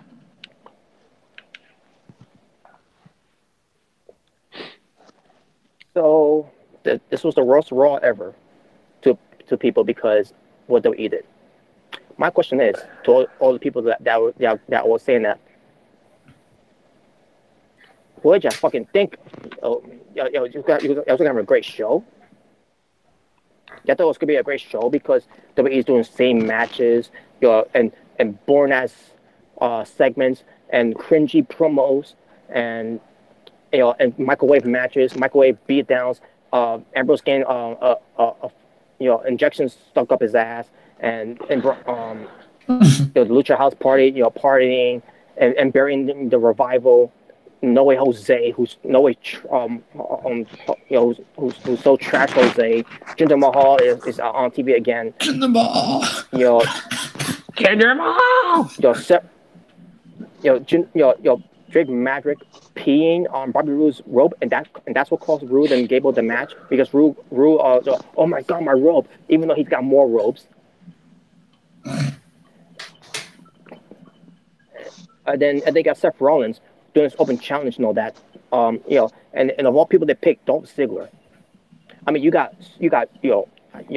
have brought in Bray Wyatt to make his return. I would have taken that over Dolph Ziggler. I would have taken Lars Sullivan instead of just having him debut on TLC. Then Dolph Ziggler. I would have taken Pete Dunne. I would have taken I would have taken Ricochet. I would have taken Mustafa Ali. I would have taken better talents. I'm not saying Dolph Ziggler is not better talent, but it's the same old shit that we fucking get every fucking week. It's the same match that we got all summer between Dolph Ziggler and Seth Rollins. Mm-hmm. You tell me you couldn't at least give that to Drew McIntyre for this open challenge, or who else is there you could have given to that they're not doing anything with. I mean, and on top of that, people, what do you expect? What did you think? The worst Raw ever? It's just the worst Raw ever. We begin that every fucking week for the last few years. Exactly. What did you think, y'all? What did you think?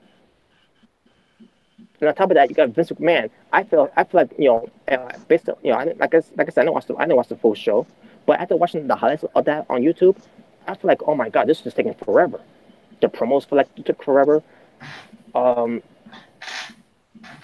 like, wow, you people are now realizing that Raw is giving you the worst Raw show ever. They've been doing that for weeks after weeks after weeks after fucking weeks.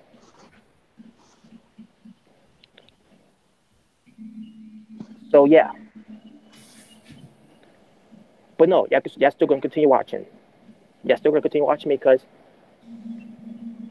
you know other alternatives. You could be watching Impact Wrestling. You could be watching Ring of Honor, Lucha Underground. Oro Lucha is going to be coming pretty soon. You could be watching New Japan. You could be watching PWG or Major League Wrestling, Lucha Underground. You could be there are other fucking alternatives. Fuck WWE when that Raw. Dozens of them. Remember, people. Mm-hmm. There are alternatives to WWE. It's not the be all end all. Yes, you got this this promotion coming in pretty soon. All Elite Wrestling. All they need is a TV deal. And by the way, CM Punk. Just throw it out there. According to Sean's view, guys, he's coming back soon. Yeah, but not in WWE. Not in WWE. And here's the thing: with CM Punk, why do you think he fucking left? Exactly. Because he was part of those worst Raw shows during his time there.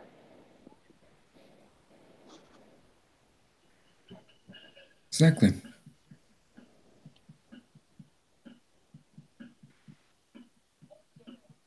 Like, people, wake the fuck up. Mm-hmm. This is what WWE has been giving you for weeks, for months, for fucking years. Now, what?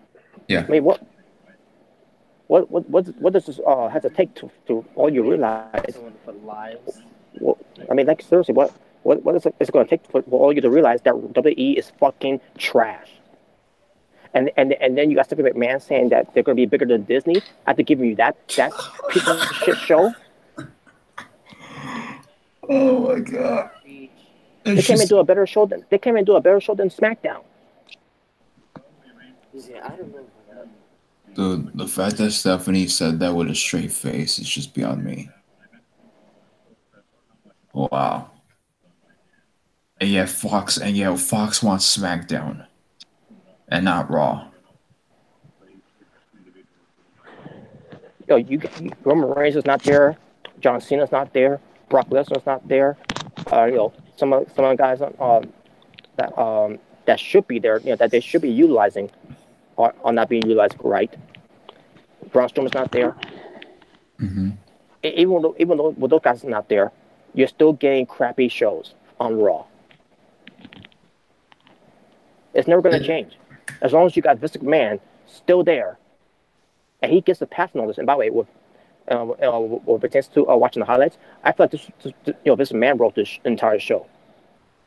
Well, he probably did. He is one of the worst writers. One of the worst bookers. And this proves it.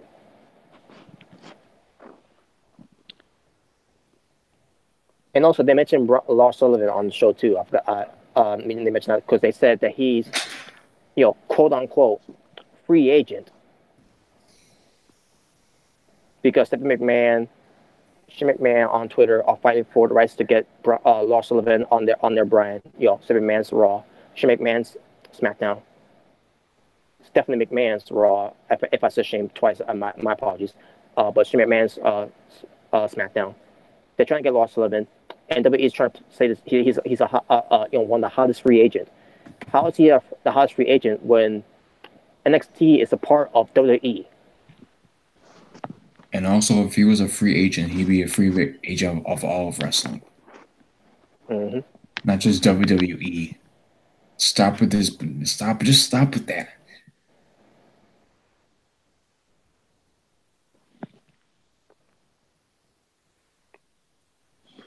But yeah, this show, if I was watching it live, which I'm glad I don't watch it I don't watch it anymore, and I only go watch SmackDown because of Daniel Bryan's WWE Championship run. But what pertains to Raw is one of the worst TV shows on screener. It really is. And apparently people are waking the fuck up all of a sudden. It's like how is it still on the air after all these years? Like why?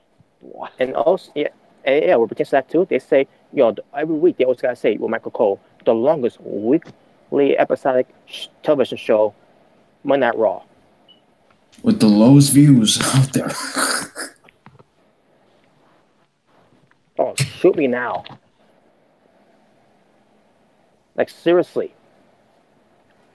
And hell, there were worse shows that they did back in the 90s, from 94, 95, with its ridiculous characters like the Bastion Booger, Mantar, Max Moon, you name them. It was terrible during those times too, because Vince McMahon is without a touch then, and still to this day, out of touch. Yeah. And by the way, you could thank Shane McMahon for the Attitude Era. Just want to point that out there. Exactly. With this man's gone, it's going to be taken over by this man's idiotic daughter. Yeah. Disney, get the fuck out of here. That was so stupid. Yes, we could be just as big as Disney in the next 10 years. Shut up, bitch. She truly feels that way. She said that with a straight face. She's truly that. Seriously, how could she say that with a straight face? She's that delusional. Mm-hmm. More delusional than delusional Dixie. Dixie overstepped. I'm sorry. I take. She did some fucked up shit in TNA, but yeah, man.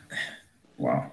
And on top of that, what people saying this was the worst Raw show ever, which it's been going on for again, years. I mean, you have some moments where it was some good shows. I'll give credit where credit's due for that one. But at the same time, there were also shows that were one of the worst Raw shows ever. And yet, Raw beat SmackDown at Survivor Series 6-0 because they ignored the pre-show. And yet, people still want to watch Raw because Raw beat SmackDown. And then this is what WWE gives you. One of the worst rerun shows they do every fucking week. There's nothing new, nothing fresh. It's the same old shit. Like, just imagine they have Roman Reigns out. They have John Cena out. They have Brock Lesnar out. They even have Braun out. Braun Strowman out. This is the opportunity, or this should be the opportunity, to get all the new fresh faces or old faces coming back, like Lashley and Drew McIntyre. This is their opportunity to make stars, and Vince McMahon said it himself. He does not want to make stars anymore.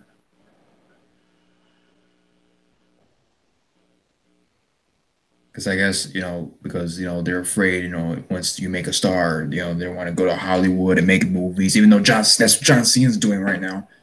But when he comes back, yeah. Speaking of, by the way, Cena criticizing Rock for making movies, but yet he's now making movies. Mm-hmm. He's not there every week. John Cena, I'm here every week. The Rock's not here, and all that dumb shit he was saying during their feud. Now he's being a big fucking hypocrite, even though his movies are not going to be as successful as The Rock ever. But yeah, you'll hear everyone talking about Blockers that he was in. I forgot about that movie. There you go.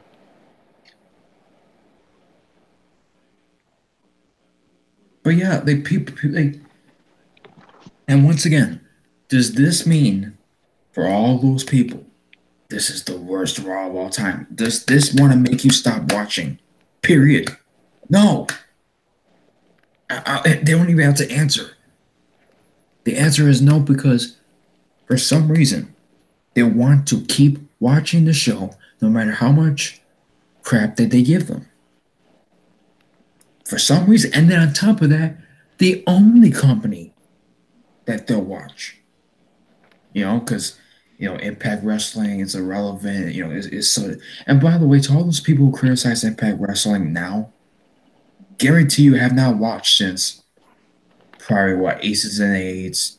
And there was probably a few other dumb segments that Impact Wrestling, that TNA has done, that made them quit watching then, and still criticize them even though they don't watch it. And yet WWE puts on crappy shows every week, but still watch it. We've been saying this for years. Enough is enough. WWE is not going to change until you take a stand and change by not giving them a bit of your attention. And you know what? What pertains to Seth Rollins' Open Challenge for his Intercontinental Championship, I also would take in, Matt Hardy, or Jason Jordan. It used to fucking surprise us, but no, it's Dolph Ziggler. Dolph Ziggler gets that Open Challenge. The same old shit. That's a prime example of the same old shit. Baron Corbin versus Finn Balor, same old shit. And then with Baron Corbin, changing the rules of the match after the match is over because he loses. Same old shit. They get every fucking week, and not just with Baron Corbin. It's been done before with other authority figures. Like, enough is a fucking enough with this bullshit. And that's another thing. Until people wake up and smell the fucking coffee, that this is the same old shit you'll be giving, what pertains to Raw. Stop watching. Just stop watching it, like I've done, like everyone else has done. We're sick and tired of WWE giving us the same rerun every fucking year, what pertains to Monday Night Raw. And the people that you want to get pushed on Raw, they're not getting pushed. Look what's going on with the Revival.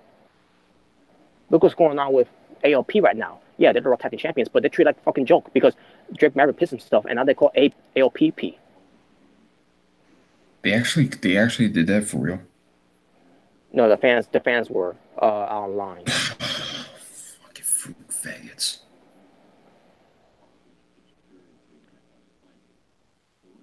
And fans wanted Ember Moon to get the push, but instead of getting Ember Moon, you got Nia Jax.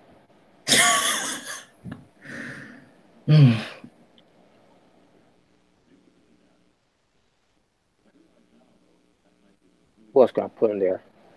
Oh yeah. Did Becky still get that fine, by the way?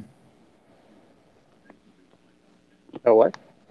Did she actually get the fine? I haven't heard much about it. About it. I guess they want to keep it quiet. I guess I don't know. That may have been the case, but whatever. But I haven't heard anything about it. But yeah, folks. Yeah, I was being sarcastic from the beginning while I was doing all this. Yeah, this show was not fucking great. Anyone thought this show was great? This past Monday, yeah, fucking high as fuck. Yeah. Because everybody is saying this was the worst Raw ever. I mean, what else is new with WWE Raw? Every week is always the worst Raw. Now, do you think that this was the worst Raw of all time? Based on how I seen it, with the highlights, I believe it was. Because the promos that Baron Corbin did in the beginning, way too long. The promo that Nia Jax did, and I watched a lot of reaction from the Lex Man, way too fucking long. Nia Jax supposed to be this big girl monster, supposed to be taken seriously, and she's out there smiling and making fun of being a face breaker, and making fun of Becky Lynch saying "the man." This is her tone, "the man." Her promos was so fucking bad. And on top of that, Baron Corbin is fucking boring. He's the general manager, and based on what they're going to do at TLC, if Braun Strowman is unclear to compete, if Baron Corbin wins, expect more worse shows of Raw in the near future with him being the general manager. And if he's not, then Alexa Bliss will be the one to be the new GM. And do you people want to hear her talk with promos being scripted and with her being annoying? Yeah, she may look good with the outfits that she wear, with her suit, whatever, on that she's doing right now, because she can't wrestle right now because of with these concussions that she suffered. Yeah, I mean, you think it's going to get any better? Mm-hmm. You think it's going to get any better with one of those two being the permanent GMs for Raw?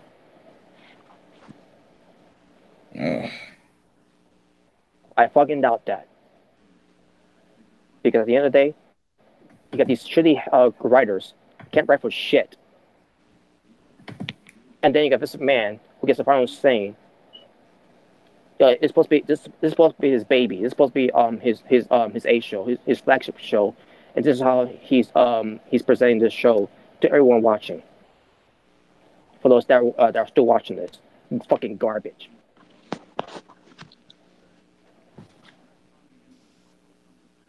Trash, complete and absolute trash as always. Yeah, as far as JD, he says he'll stop watching. Bull fucking shit. No. That is absolute bullshit. JD is saying you're coming back. You're coming back next week. JD. You're coming back next week. The only person I know who's not watching next week is Flux Man and Aaron Rift. Other than that, I don't know anyone else that's not going to tune in next week to watch Raw, because they know how Raw stands right now. And also boring, shitty, and what people say again, worst episode of Raw of all time. And also so Bruce Bliss too, right? To a certain degree. To a certain degree, he'll still watch it because he did watch this week's, and he thought this week's was 0.005 out of 10, something like that. Sure, I'd rather have he did not. And obviously, with Bruce Blitz, he hates Raw. And also with Batista and Nia Jax, he was going off on Nia Jax. His face was turning red, and like, holy shit! And I thought it was funny, by the way, because this is WWE pushing the narrative for Nia Jax. And basically, when Bruce Bliss heard her promo, he didn't know what she said. He was making fun of her by doing this. I'm Nia Jax, and because there's nothing interesting that Nia Jax says.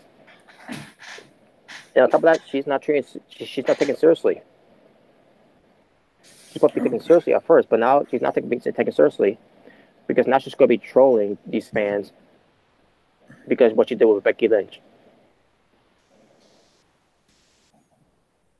Yeah, she had nothing going for her, not because of her, but because of WWE and stuff. But now because of this incident, they're using it to their advantage. It's like that's cheap. That's just cheap. Mm-hmm. I'm the face breaker. Yeah, now all of a sudden you're the face breaker. You should have been the face breaker from the very beginning. Mm-hmm. If that's the case, you should have been that way since your debut. Breaking people's faces. Makes no sense. The way WWE, once again, continuity, people. Continuity. Becky Lynch, the man. Get the fuck out of my face. But before we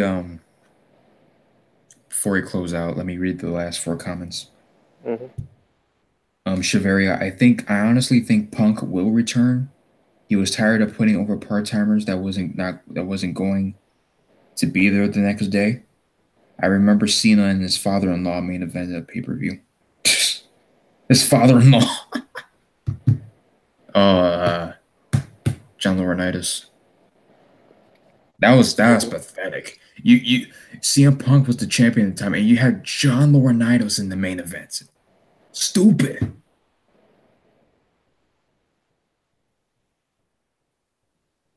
George, nah. Vince Russo, Jim Ross, Heyman, WCW, and ECW for giving us the Attitude Era. I don't think Shane was not in power at the time. Oh, he was still a part of the company. I'm not talking about. To me, I don't find I think the Attitude Era is WWF. To me, with WCW and ECW and WWF all as a whole, I don't consider that the Attitude Era. I consider the Attitude Era what the WWF was in the late 90s. But as far as like 90s wrestling as a whole, yeah, I'll give you that. George, to be honest, Aces and Eights is way more entertaining than any current WWE bullshit. Say what you want, you can say about Aces and Eights, but at least they were badass. Yeah, the way they were carrying themselves, yeah. And Raw is straight trash, period, pretty much. Yeah. Yeah, I mean that's right. That's pretty much what I gotta say Raw about is trash, and for anyone that don't watch Raw anymore, good for ya.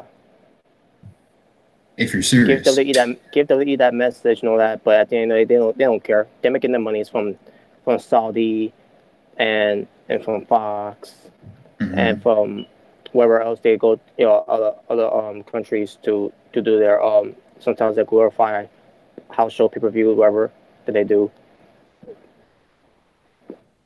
It's just whatever. That's all they care about. The end of the day is money. That's all they care about.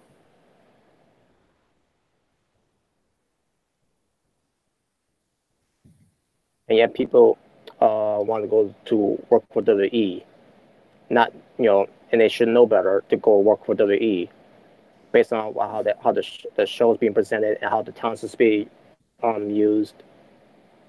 But let's go to WWE anyways, because that's where the money is now.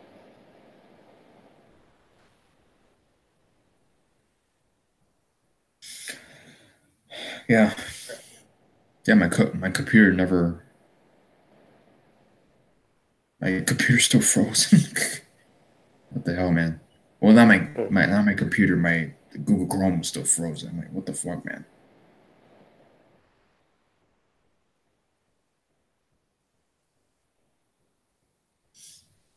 Who are those two WWE superstars that are rumored to be leaving WWE? For AEW. I haven't heard anything yet about that. I mean, I heard about it, but I haven't heard anything about that. But they're, all Elite Wrestling, they're approaching WWE stars, from WWE. If they're not doing anything in WWE, which that's pretty much half of them. But WWE not doing much of them anyways. I think there are two of them. That are rumored that they want to leave WWE to go to All Elite Wrestling. Hopefully one of them is Shinsuke. I hope so. I want to believe that because we already know AJ Styles is signed with them. He's with WWE. And I'm not talking about All Elite Wrestling. AJ Styles is signed with WWE. He's there to he's worked for WWE till he retires. But Shinsuke, his contract's running up in January. So we'll see what happens with that. She's going to be in the feud with Rusev. And I think they're going to take the belt off from Shinsuke, and maybe Rusev's going to be the champion. By the way, Rusev United States champion again, because we can't do anything new with Rusev. Oh, Rusev's the champion now? No, but I think he's going to be. Okay. Because he's going to feud with Nakamura. Will be at TLC, don't know, but it's going to happen pretty soon, and hopefully Shinsuke doesn't resign. Yeah. And hopefully he's one of those rumored stars that he's going to be leaving WWE to go to All Elite Wrestling. Because Shinsuke he loves it in the United States. The problem is he hates working for a company that's not treating him right. Ever since he got to the main roster.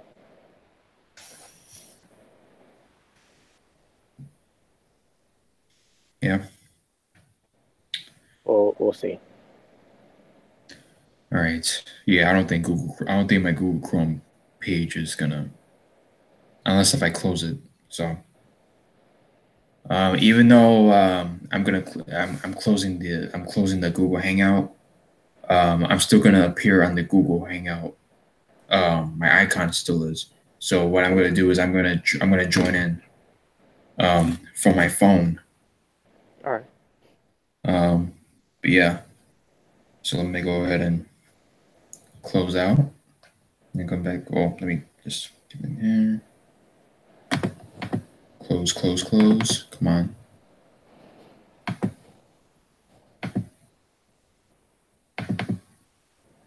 Come on.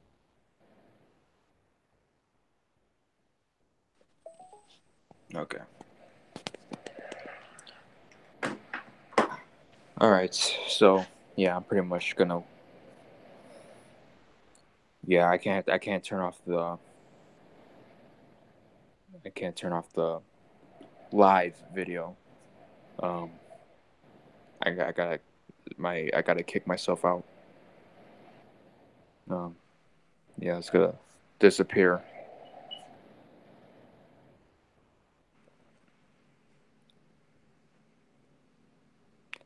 Yeah, usually, usually Robert would be, if you don't like it, beat it, because nobody wants to be defeated, and then I say, Route, peace, beat it, and that's the end of the video. But it's gonna take a while for everything to turn off. Meanwhile, we're still getting comments in the live chat. Yeah. Yeah, because I'm just on the Google. Yeah, because I was using my phone to read the comments while my Google Chrome was frozen. But now I'm just on Google Hangout on my phone, so I don't know what's going on. There we go. I'm gonna go off air any moment. But right now I just want to say, thank you guys, thank you for all who tuned in tonight. Surprisingly, I haven't gotten that many JD supporters.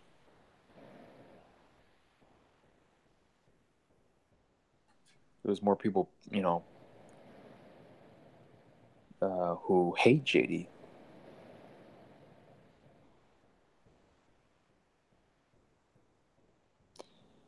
Yeah, it's funny. I got a dislike, like, about 2 minutes in to the video earlier. Yeah, I see it.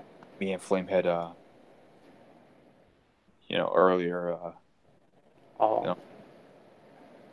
Yeah, I'm like, really? Shafira Jefferson says they weren't revealed. Basically the two W stars that were rumored to be leaving. Mm-hmm. Yeah, because we don't know. We had no idea who it is, but there's there's rumor out there, and I think WWE is going to be under investigation of that one. Like, yeah, who's trying to leave? Yeah, we're not gonna let them leave, even though I ain't doing anything, because I don't give a fuck about my own roster, but I gotta keep them. So stupid. That makes no sense. It really makes no sense there. Also, All Elite Wrestling might be the competition WWE needs. We don't know that. We don't know that yet until we see how it plays out first. Obviously, with Cody Rhodes, the Young Bucks, possibly a Kenny Omega involved. You also got rumors saying that Jericho and JR are involved as well. We don't know if they're going to make competition until we see how it's going to be first, how it's going to be presented. Because we all thought TNA was going to be a competition, and they came, they to a point they almost came close, but then all of a sudden, they dropped the ball on it, and now they're trying to recover for that. They're trying to recover to get back on track. And Ring of Honor is so far away from that. New Japan could come close, but it's in the world, in Japan.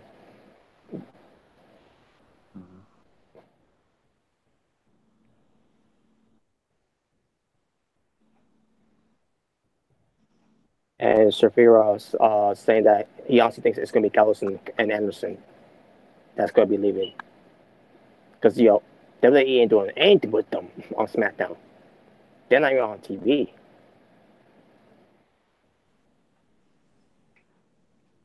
Yeah, they were doing their shit with Finn Balor, the club.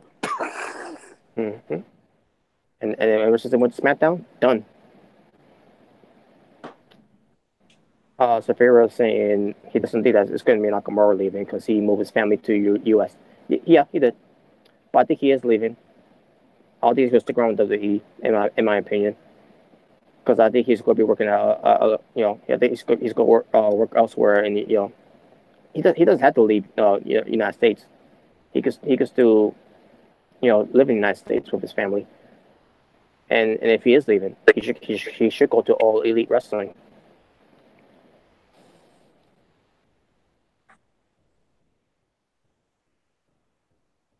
Ring of Honor,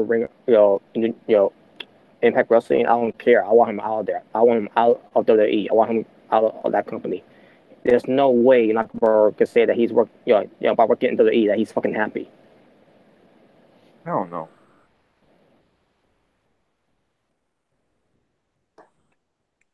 He's happy to live in America because he loves America.